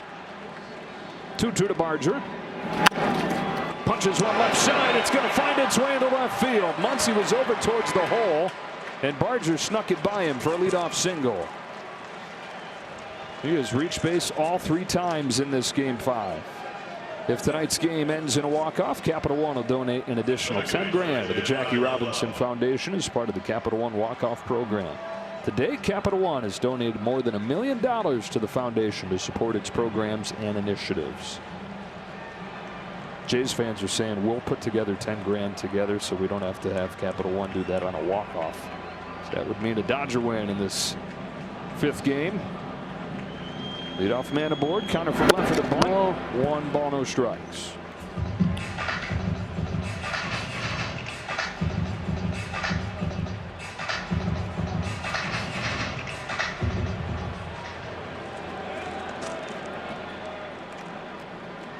Enriquez ready to go in the Dodger bullpen. Bunted foul. Here's the other play you don't see too often. I mean, you don't see bunts very often. But in a bunting situation, and the pitcher knows it, the infielders know it, starting the runner and bunting at the same time. It's not technically a hit and run. It'd be bunt and run, and you're guaranteed to get the runner to second unless the ball's in the dirt. Crash it in from first. Freeman, and IKF takes a strike. You run a further risk of a double play that way. A little pop up. You do, but you do it only with the guy that you know is a great bunter of the ball and a pitcher that's around the strike zone.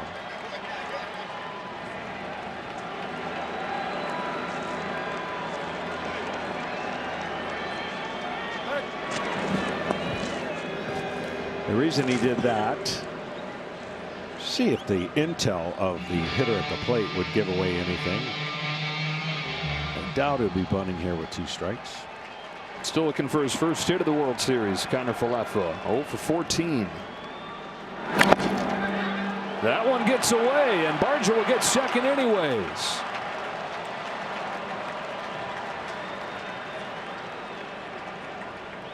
Blue Jays outplaying the Dodgers in this game in every way. Again, it's a game of advanced thinking. If this happens, this is what I do. Anticipating, reading, reacting. And that was such a tough block for Smith. He didn't know where the ball was. And easy advance to second. Now a 2-2 pitch. Connor Falefa takes in the dirt, and it's gone to 3-2 on a guy that is hitless in this World Series.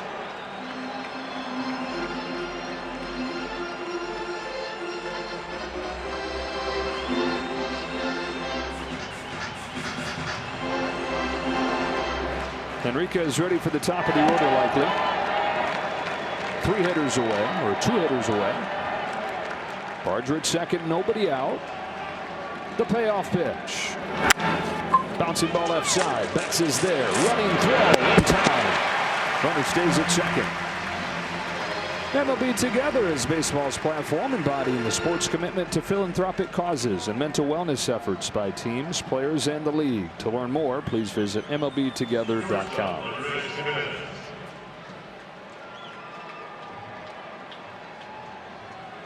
Unhappy faces here at Dodger Stadium.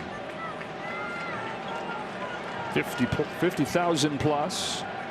Not a whole lot to cheer about, though, as Trey Yesavage has dominated this game. Andres Jimenez with 1 out, swings and misses. Here's another chance for Jimenez to do what he's done best in this postseason. That is deliver with runners in scoring position. 7 for 14. Third on the team in RBIs out of the 9 spot.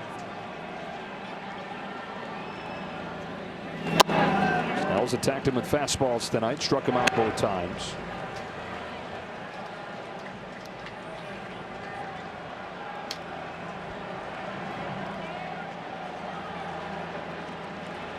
This is his last hitter. Schneider on deck.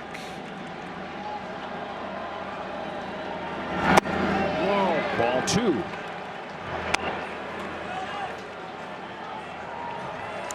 You're wondering what Blake Snell does every once in a while, reaching in the back pocket. It gives him information on counts, tendencies, all that gathered from 162 games based on the batter. Got him to chase right there, 2-2. How reliable is that in the postseason? Because guys change. Yeah, and that might be a card for just postseason too. It's not necessarily,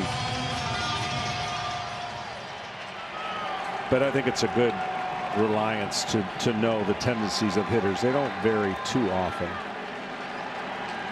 It's a play sheet for the offensive coordinator. The 2-2 pitch. Bouncing ball at first, but foul. Slow, and then fastball up is where he's been getting them. So if you're thinking along the lines, it's late in the game. This is probably the last hitter. You have one more good fastball on a 2-2 count up in the zone that looks enticing for Jimenez to go after it. Nathan Lucas has a bat ready to counter if there's a new pitcher. 2-2. It is a fastball. Throw back to second. Hits the runner. I know Betts did catch it.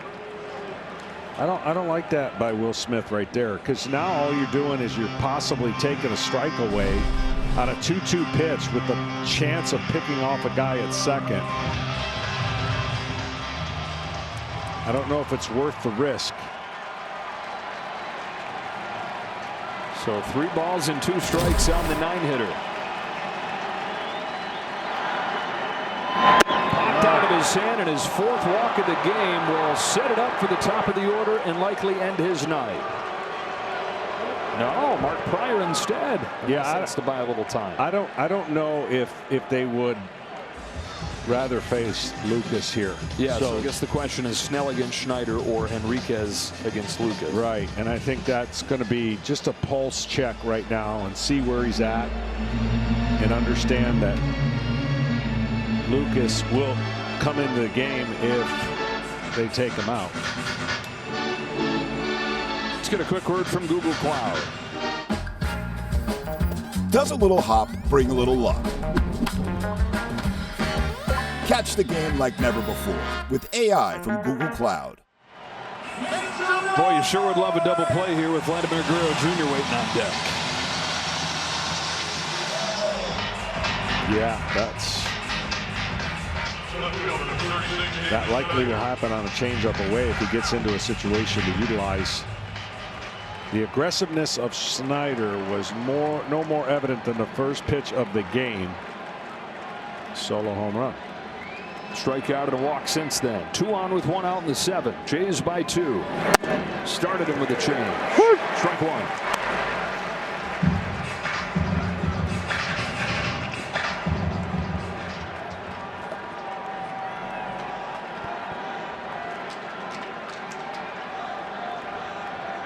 Davis Schneider, the former 28th round pick, sees another changeup float in there. 0-2. That one caught him by surprise, I think. And now you're trying to go for that kill shot. Got a couple pitches to maybe either swing over the top of a breaking ball that starts up or go 3 in a row changeups and just make this one way off the plate. You know the hitter's got to be thinking, he can't throw 3 in a row, can he?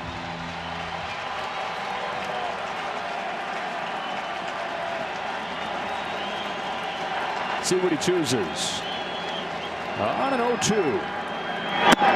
He did, not through a slider, but it missed.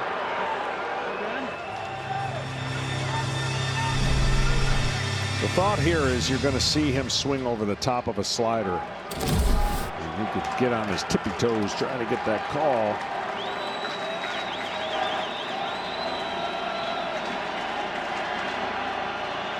Now the 1-2 is in the dirt. Smith can't get it, and up to third goes Barger. And Barger has been on it. Anticipating the ball in the dirt. When he sees it, he's gone. You can see that ball just kicks way away from Smith. So he singles to open the inning. Takes second on a wild pitch. Takes third on a wild pitch.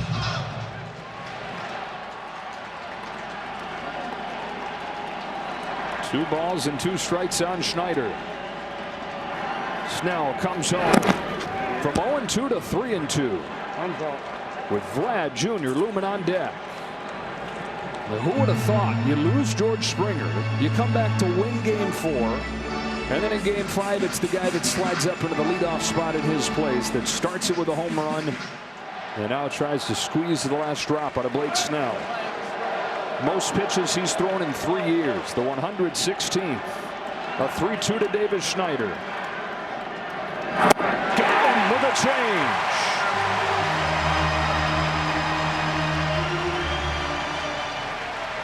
And that will be the end of the line for Blake Snell. Dave Roberts will go down to his young flame-throwing righty Henriquez as Snell finishes off his night with his 7K.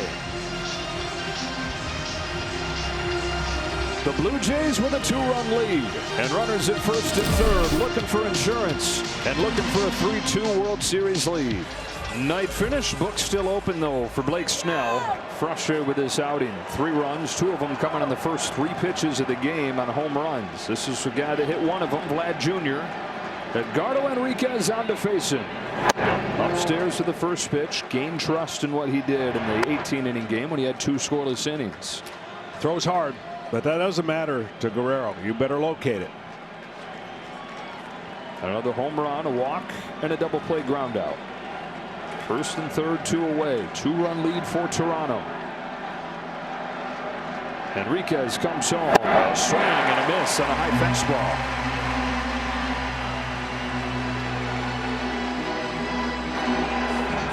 Henriquez only 23. Had not pitched since the wild card round prior to game 3. Dodgers desperate for guys to step forward in that bullpen in big spots. If you want to know why he's such a good hitter and why there's so many strikeouts in baseball, hitters have a bat angle that is in the upper 20s launch, right? They want to launch, they want to lift the ball in the air. His is flatter in the strike zone. It's part of the reason why he hits so many ground balls, and he hits them hard. And by having a flatter swing and as strong as he is, if you throw the wrong pitch, that will create his power. But he's not up there trying to launch and hit homers. He's up there to hit the ball hard and hit at gaps and then take advantage of where you're pitching him. And home runs come out of that. They sure do. He's got 8 of them to just 5 strikeouts in the playoffs. He's got Barger at third, Jimenez at first. The 3-1. Guerrero fouls it off, and it's 3-2. Dodgers could not get out of the inherited runner situation for their starter Ohtani last night. It was the difference in the ball game what the relievers did coming in. Seeing Yesavage standing, man, I can't believe he stands a lot. It's just with where he must not like to sit, nervous energy, whatever it is. But I think his manager is going to go batter to batter now with him if there's no more runs scored in this game or this inning. Payoff pitch to Vlad Jr. Overthrows it to the backstop, and here comes Barger. 4-1 Toronto. A single and 3 wild pitches to allow Barger to go first to home.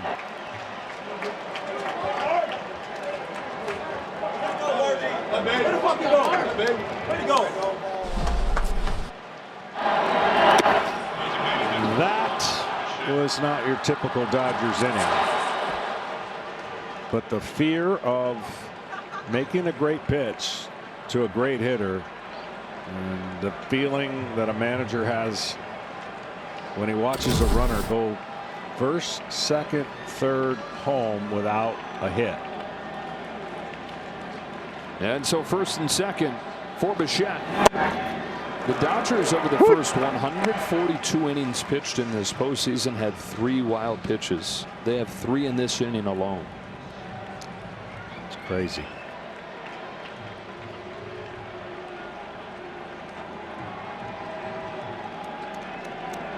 Oh, 1 to Bichette. Trying to make it really hurt. They ruled that, by the way, a pass ball, but same idea. That? Yeah. Was a pass ball? Either way, it's a run. And the Blue Jays have the insurance with a pitcher on the mound who looks unhittable. I want to see the replay of that. We're going to get that for you. Ball 2. Will Smith says, calm down. Oh, there's no way. 101 in the other batter's box. There is no way. When you're set up for a pitch where he was set up to get 101, you keep it as wild. You keep it as a wild pitch. I'm good. I'm sticking to my guns because I wrote it in pen.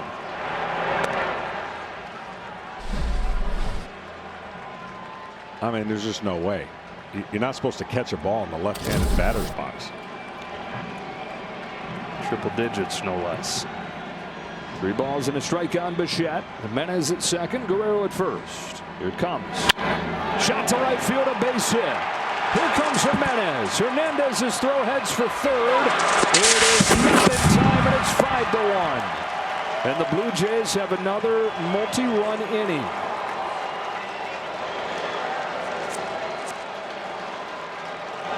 And for the second night in a row, a Dodger reliever comes in, and the 2 inherited runners both come in. RBI king for the Toronto Blue Jays. We'll find out what the future holds for him, but right now he is living a dream playing in a World Series after not competing in the first couple of series due to that knee injury, and coming through. He's knocked in a run in all 3 games here in Los Angeles. He's given the Blue Jays a 5-1 lead as they try to go back-to-back wins after the crushing defeat. Maybe we should stop calling it crushing because they've made it look like it was nothing.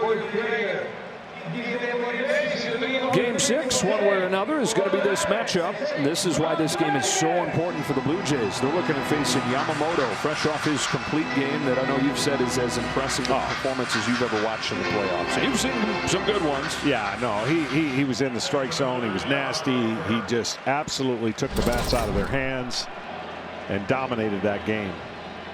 And of course, Gausman on the other side for the Blue Jays. He's been their ace all year and 4 years. And he was equally as dominant. He made 1 mistake with 2 outs to Will Smith in a tie game. So he's been awesome for Toronto as well. Yamamoto for the Dodgers, but Gausman plus that Rogers Center crowd for the Blue Jays. Even playing field as this heads to game 6. 2-0 on Kirk.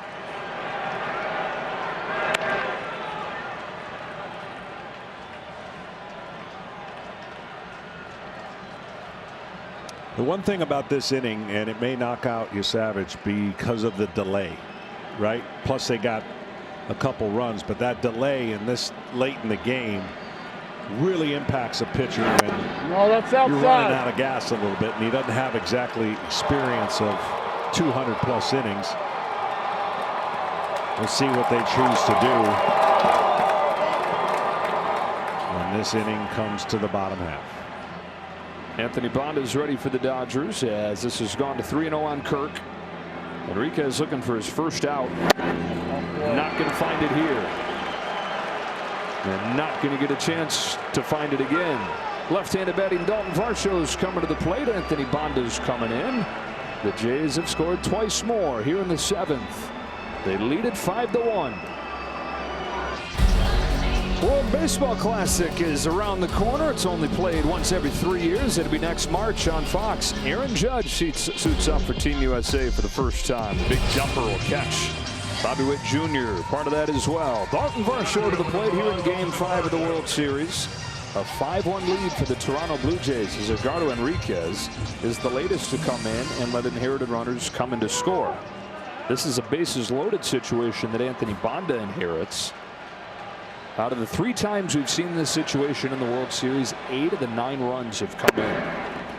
Inherited, bases loaded for a reliever. A strike 1 on Varsho. Banda was one of the guys that struggled out of the pen last night. Couldn't hang on to things for Shohei Ohtani. There was the concern coming into the postseason for the Dodgers, covered up by how good the starting pitching was the first few rounds. But then busted open as the Blue Jays have been a tougher test on the starters.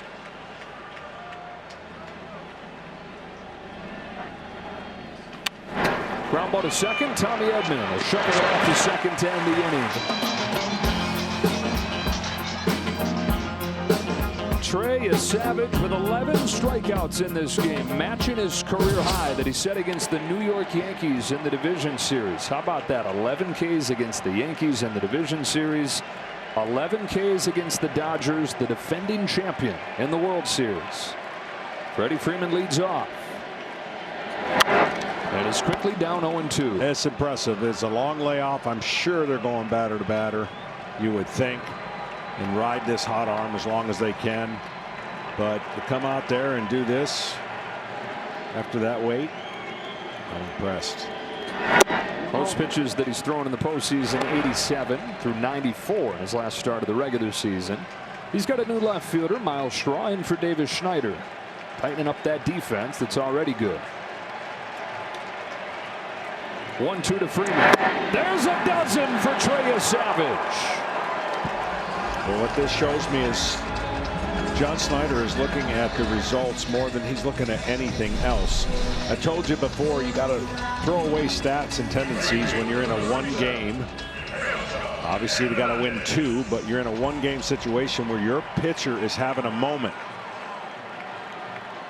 Don't go to the stats when he's having a moment. Let your eyes determine when you think the hitters are telling you different.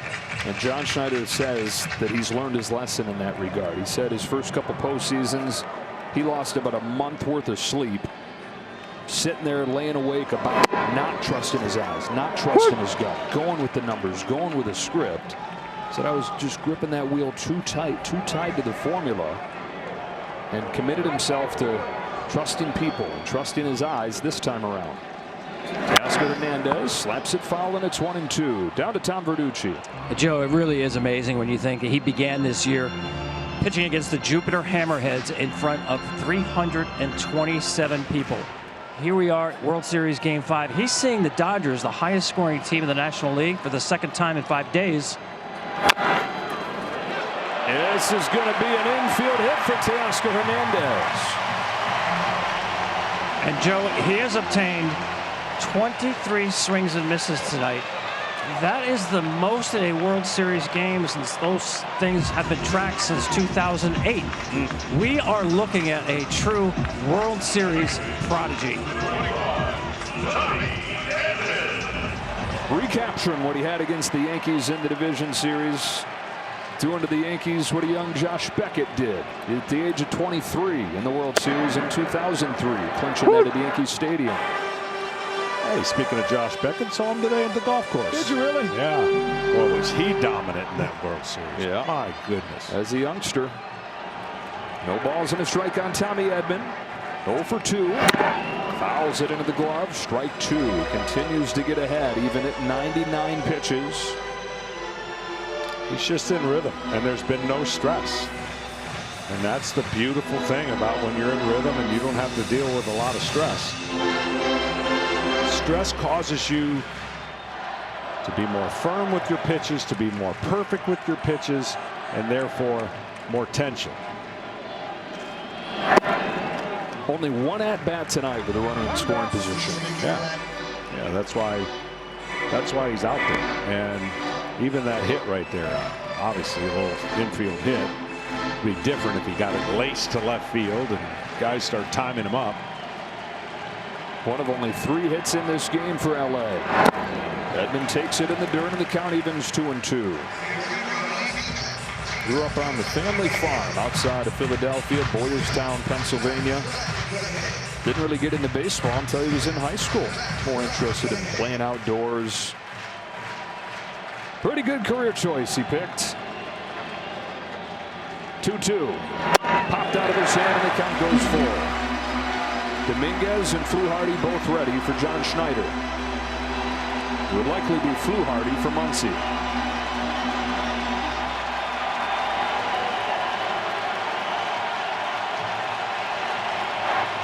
Payoff. Fouled off, and he barely stays alive.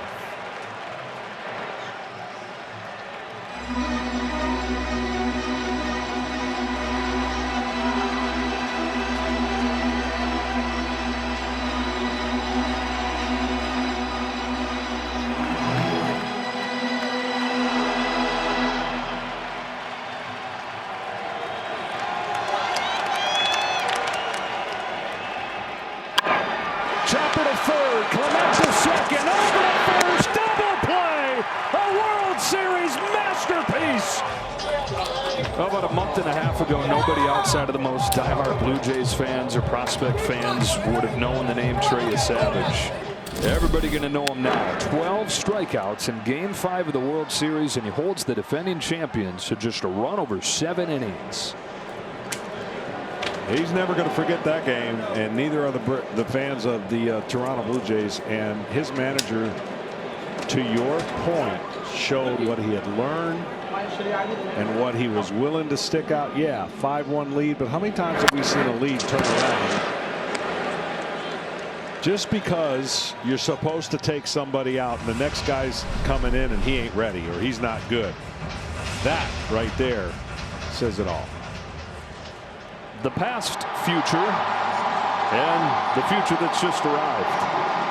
Vlad Jr. was the hope, and then Yesavage. Is he the guy that pushes him over the top?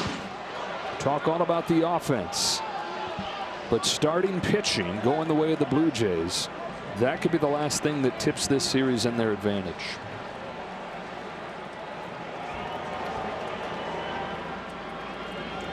Bonded to Ernie Clement with an 0-2 and a line drive base hit to center field. I want you to see what the Toronto Blue Jays had done against left-handed pitching. And they didn't see any against Seattle as the starters, but they took on the New York Yankees, and now they've seen Blake Snell twice.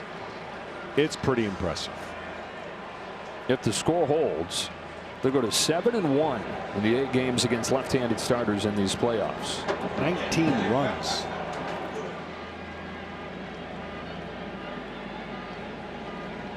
Barger takes a strike. You're talking about Snell twice. You're talking about Max Fried, Carlos Rodon.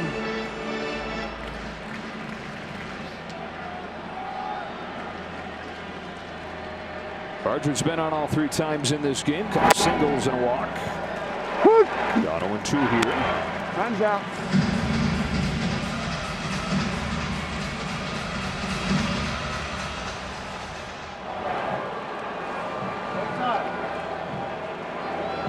Number 1 in the majors in batting average on the year. Number 1 in on base. The defense exceptional. You knew those things coming into the playoffs. The pitching, though, they had the worst ERA of the playoff teams of the entire field. You see that, it's hard to get too confident about your chances. But the pitching has exceeded what they did during the regular season. Well, Scherzer got healthier, and you've seen a better version of him. Boy, this is ugly. Bassett got healthier. He's been unscored upon in this World Series. And so all of a sudden you start thinking, and you got Shane Bieber doing what he did. This is it's still an uphill task for both teams, because both teams, if they get tremendous starting pitching, can shut down the other team. And we're talking about Yamamoto in Game 6, and Gausman. Chopper to second. That'll advance Clement to third. Bard to the first out. Trey Yesavage. 11 strikeouts against the Yankees. Game 2 of the division series. Does it again here. First rookie with 10 strikeout games in a single postseason ever. And the adjustments he made in his bullpen and everything he looked at, yeah, I'd smile too. That was unbelievable. And what he was able to do, the feel for pitching was way better, and that splitter was incredible. Kind of for left for past the drawn in infield to make it 6-1. Single, wild pitch, productive out, and then kind of for left his first hit of the World Series.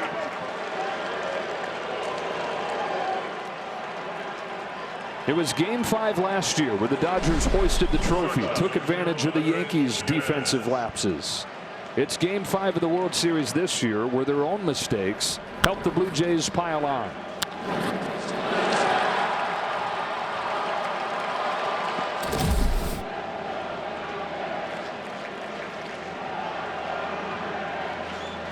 There goes California for first pitch, and it's fouled off. Yes.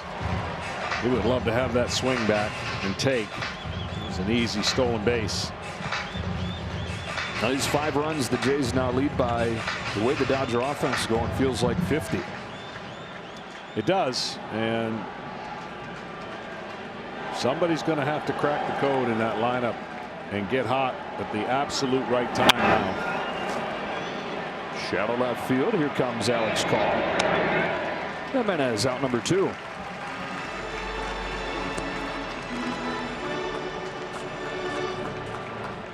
Miles Straw heads up there for his first at bat, having come on defensively last inning. You can wear the gear that makes champions. Check out the largest selection of authentic jerseys, caps, t-shirts, and more. From the dugout to your doorstep. Grab official World Series gear just like the players wear at MLBshop.com. Straw, a defensive ace, into the game for that purpose. Looking for his first hit of the World Series like Connor Falefa just got.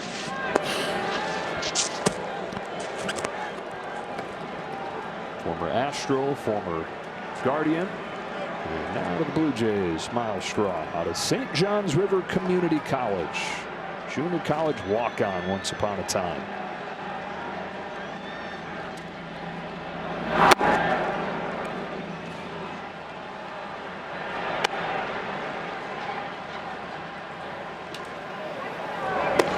Anthony Dominguez.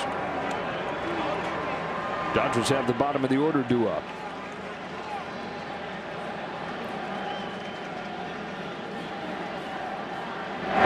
No. 2-0. Well, really, in each game in this series, what the bullpens do will lead you to the answer who wins the games. Game 1, Toronto's pen gave up just 2. The Dodger pen gave up 6. Blue Jays won that one. Dodgers were able to stay away from the bullpen altogether in Game 2 with a complete game, and then had the performance of the year for their pen in Game 3 with the 11 straight scoreless innings. Last night, Jays pen had the edge. Fluharty got out of a jam that Banda and Treinen couldn't. And tonight, the Dodger pen letting the inherited runners score, and another one right here. Kind of Falefa has stolen second. Well, to your point, I mean, the Blue Jays lead by 5, right? And the Dodgers have scored 4 total runs in their last 27 innings. That tells you all you need to know about an offense that has been pretty dormant and inconsistent. It'll have time to wake up, because all they'll have to do if they don't come back here is win 1 game. And then win 1 more game. But you'll hear that a lot from players and managers. All we got to do is win 1 game. And not worry about the other one until you do. Found themselves in the same position the Blue Jays found themselves in the championship series, although they'll be on the road. Well, the Jays took the 3-2 deficit home to Toronto and beat Seattle to get to the World Series for the first time in more than 3 decades. 3-2 on Miles Straw. Here comes Banda. Right side of the infield, Freddie Freeman. Inning over, but the Jays get another. Blue Jays bullpen takes over. Bottom of the 8th inning. Sir Anthony Dominguez on for the bottom of the Dodger lineup with Max Muncy to lead off. Dodgers have 3 hits in this game. A home run from Kike Hernandez and 2 infield singles from Teoscar Hernandez. Star-studded cast fallen silent.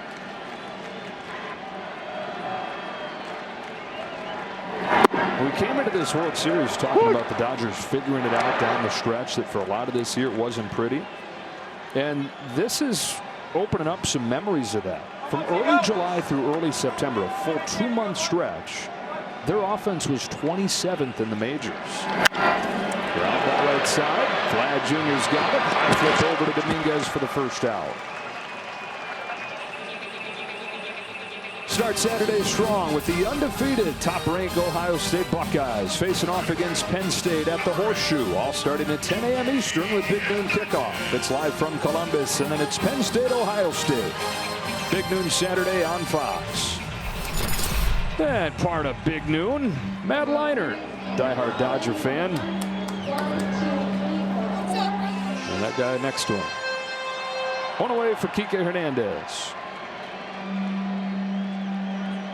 Gave the Dodgers their only run in this game. His home run back in the 3rd. Well, I know it's the last thing on his mind, but it looks like Clayton Kershaw's last appearance at Dodger Stadium will be the one that he came in with the bases loaded.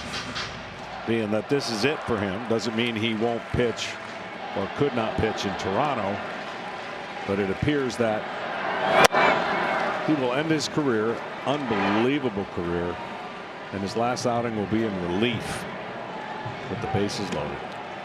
We got that guy right there, Nathan Lucas, who will be able to tell his own grandkids that, hey, you know, the last guy Clayton Kershaw faced was your grandpa. 2 gone in the 8th.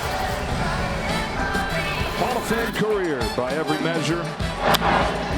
Yeah, a chance that this is how it finishes. Symmetry with Sandy Koufax throughout his career. Right from the beginning, this highly touted young left-hander that arrives in Dodger blue.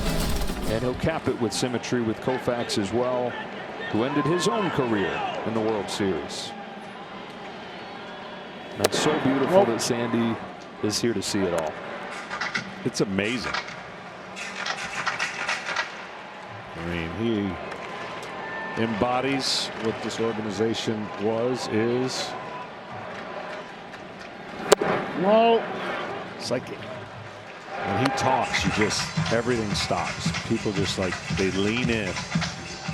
They want to hear what he's got to say. Very low key, not in the public. Dominant. Dominant and regal. 89 years young. I'd love to be as sharp as he is, as good a health as he is at 49. Well, I know we talked about this in a regular season game, but we got to talking. He was over in New York and just got to talking about golf and if he played much, you know, during the year. And he said, you know, I tried to play a little bit, but when you pitch on sometimes 2 days rest and 3 days rest, he didn't have a whole lot of time for golf. He was making 40 starts and doing the thing he had to do. So put it in perspective. Crowd didn't like this call. Frustrations boiling over from the lack of offense they've seen since Freddie Freeman's walk-off home run. That's as much "what are we doing, Dodgers" as it is anger with that call. 3-2 from Dominguez inside and a walk from Call. They finally get Ohtani to the plate with a man aboard. Hey, we want to say hello to Terry Harrison. We are always thinking about you, Terry. Superstar member of our crew, our graphics team. Not with us this October, but we can't wait till you are again. Been a 6-1 game. Ohtani to the plate. It's the first time tonight that he's hit with a man on.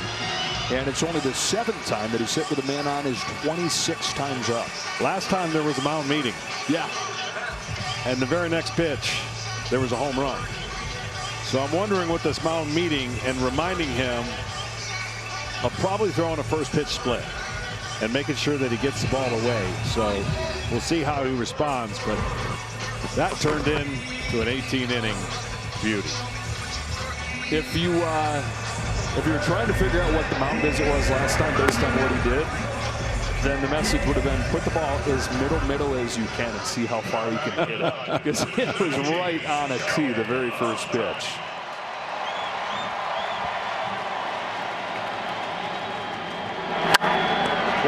Another scorcher off the bat of Ohtani, but it was on a splitter, and it's down to first for Vlad Jr., and it sends Game 5 to the 9th. Vladimir Guerrero Jr. starts the top of the 9th for the Blue Jays. They lead this one 6-1. And Blake Treinen misses away with his first pitch. Treinen's third appearance in this World Series. Jays hitters are 5 for 7 against him.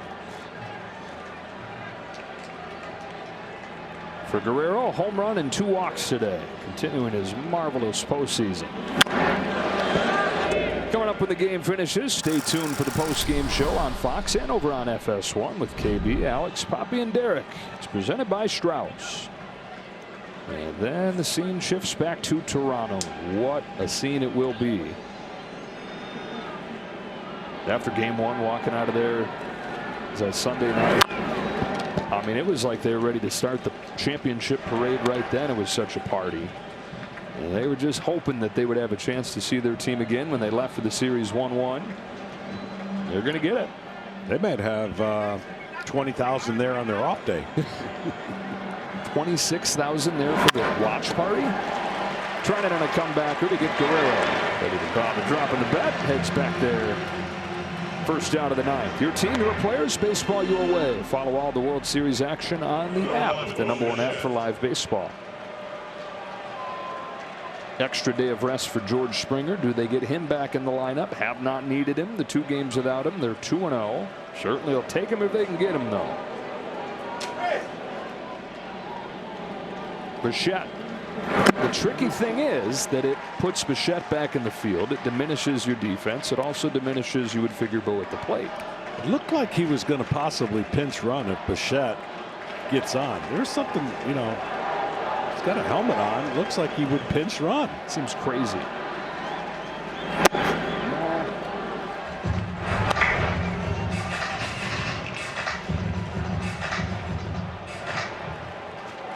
Wow. Well, for one, I know Bo's knee, but yeah, got other guys.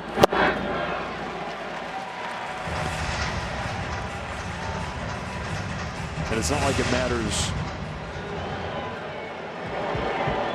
defensively. It's the DH spot, so you could pick anybody to go run for him. Get off me, ball.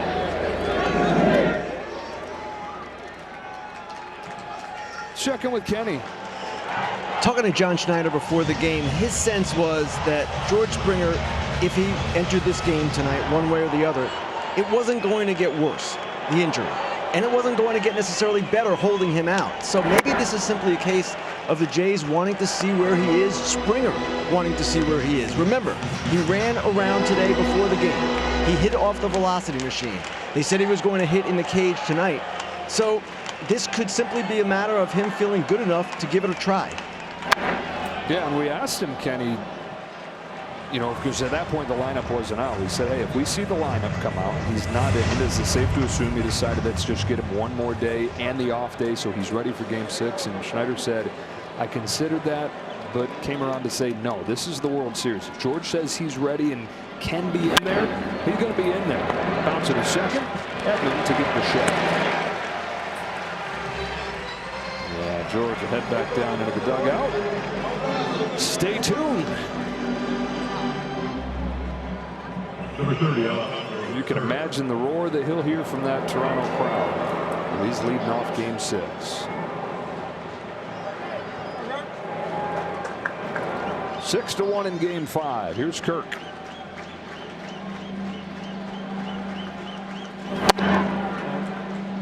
Oh, wow.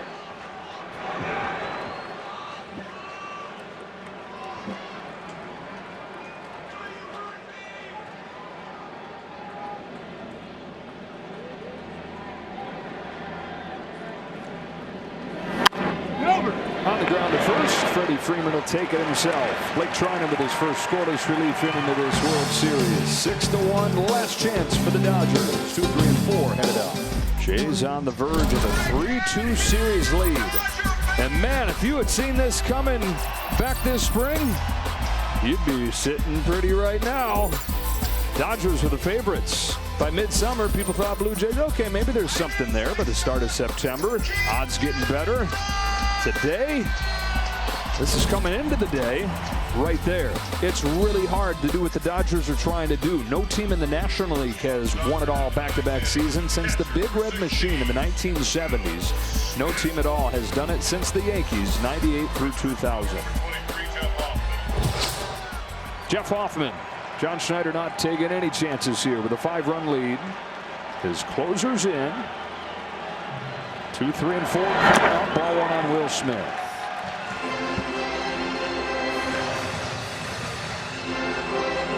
Smith 0 for 3. Nobody immune to the offensive struggles. Even the steady catcher. 1 for his last 13. Day off tomorrow, obviously, so Hoffman comes in, 5-run lead.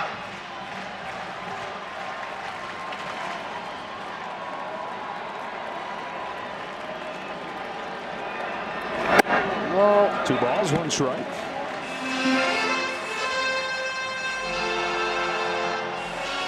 And again, same thing. Obviously, a closer knows, being in the toughest of situations, just don't get anybody on base with a walk.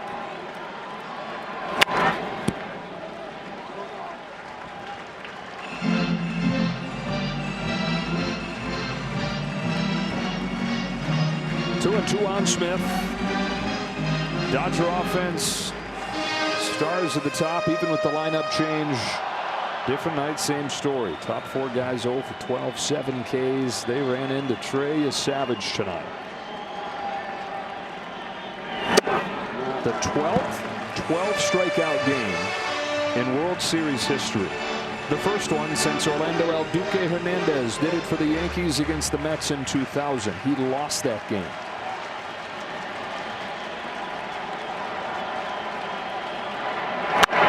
Smith starts the 9th with a base hit to left. The last guy to win a 12 strikeout game in the World Series, Bob Gibson in 1968. Trey Yesavage, pinch yourself.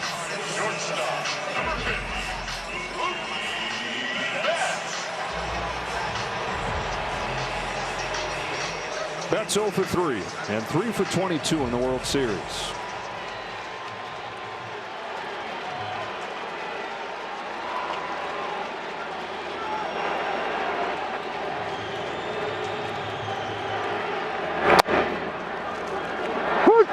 You know about Smith's recent struggles. That's been a big story, but then you look down Tommy Edman, 3 for 21 in the World Series. Max Muncy 4 for his last 32. Ohtani 0 for his last 7. No, it's outside. A little bit outside. Say, who's going to step up? Well, they're going to hope that Yamamoto does in Game 6, but they're going to need a couple guys to get out of poorly timed slumps offensively.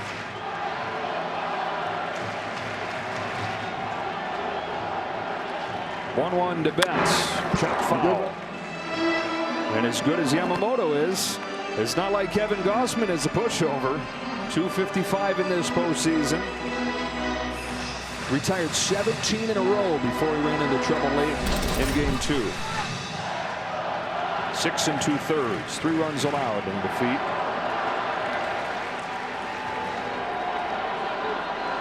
The 1-2 to Betts.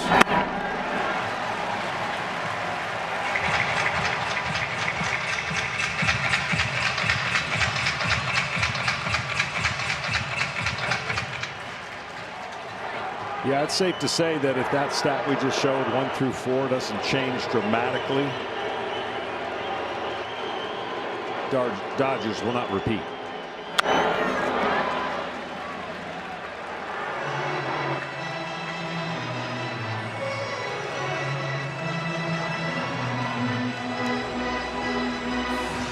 7 o'clock Eastern. Coverage begins Friday night. First pitch at 8. After the leadoff hit from Smith, here's a 2-2 to Betts. Fly ball left center field, but not deep. Miles Straw to put Betts to 0 for 4. Jeff Hoffman, who came into this postseason as a concern for the Blue Jays, has figured it out. He's given up just 1 run in 10 innings in these playoffs. The bullpen for the Blue Jays, collectively a concern, but in this World Series, their ERA is below 3. Here's Freeman.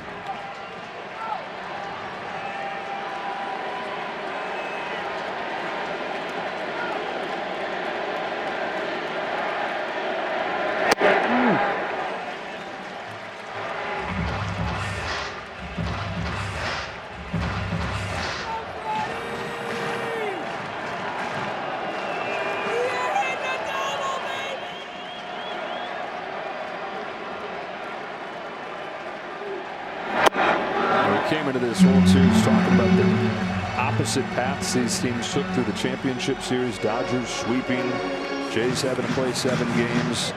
The 5th all-time matchup between teams like that.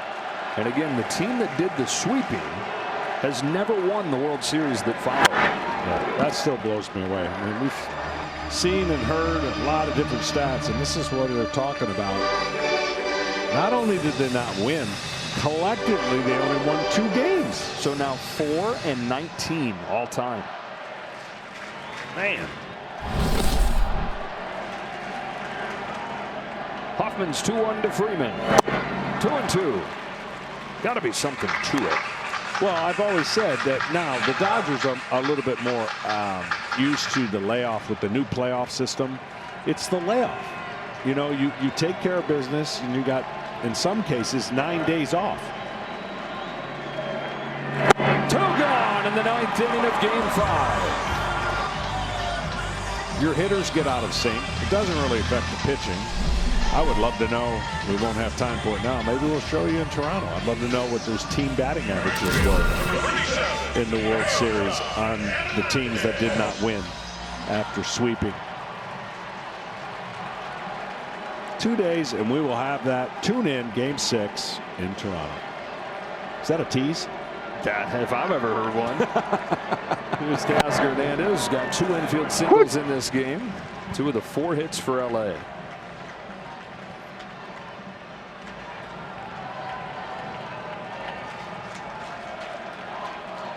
Bring your decibel meter. It will be rocking in that place. As it was in here for Game 3. The Blue Jays getting the early leads, especially tonight. First pitch of the game. Yeah, getting an early home run to overcome a deficit last night. Minimizing the crowd's impact in these couple days.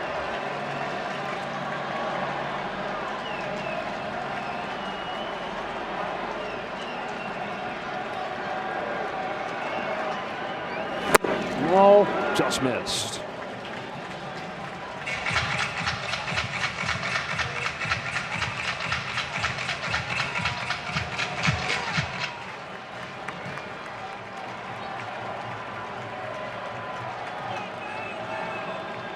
Hoffman with a 1-2 pitch. No.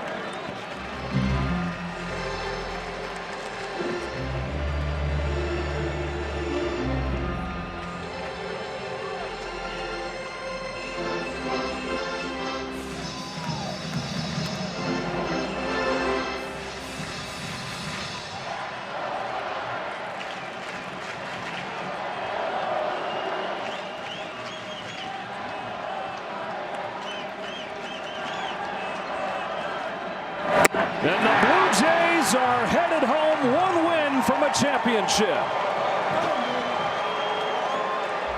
And it was a child who led them tonight. 22-year-old Trey Yesavage. 12 strikeouts.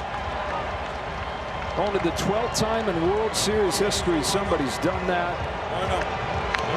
And he's right there with Bob Gibson. 12+ strikeouts and a win in a World Series game. The Jays are 1 win away from their first title in 32 years. Pretty amazing. I know this crowd's kind of stunned here, and those who have tuned in to watch the Toronto Blue Jays, you've learned a lot about their team, their moxie, and the way they play baseball. What a response. After they lose game 3, they lose their leadoff hitter. They handled the Dodgers back-to-back nights after that. Yeah, I thought the loss that the team couldn't afford after 18 was going to be the Toronto Blue Jays. I thought the Dodgers could sustain it better based on their pitching. Well, we've come to find out that's the opposite of what actually happened. And so it's back to Canada for Game 6 on Friday night, and the Dodgers put their hopes in Yoshinobu Yamamoto. Coming off a complete game in Game 2. They're one of the best pitchers in baseball all season. And he'll try to force a Game 7 where it will be all pitchers involved, all hands on deck. Down to Ken Rosenthal. Thanks, Joe. Trey, 12 strikeouts. That's the most ever by a rookie in a World Series game. How did you do it? What made you so successful tonight? Just my belief, believing in myself, believing in my defense, believing in Kirky behind the plate, and believing in God that he'd look over me today. Game 1 was good, but more of a struggle. What did you work on between starts? What did you tell yourself going into tonight's game? Just need to get in the strike zone. When 3 of my pitches are in the strike zone, even 2 like part of tonight, I mean, I'm in control. So just getting in the strike zone, getting ahead. You started the season in the Florida State League in A-ball. You have brought the Blue Jays to within 1 game of their first World Series title since 1993. Your parents have followed you every step of the way. What will you tell them when you see them tonight? I'm just going to tell them that I love them, and safe travels back to Pennsylvania, and I'll see them on Friday. Trey, thanks a lot. Congratulations. Thank you. Joe, back to you. And John Schneider said one of the first things he appreciated about Trey was seeing how close he was with his family and his Major League debut that was in Tampa Bay in a minor league stadium. The parents sat right behind the dugout. It was quaint. It was anything but tonight in front of 55,000 in Los Angeles. And with the eyes of a nation on him, he delivers an all-time World Series performance. They're headed back to Toronto, 1 win away.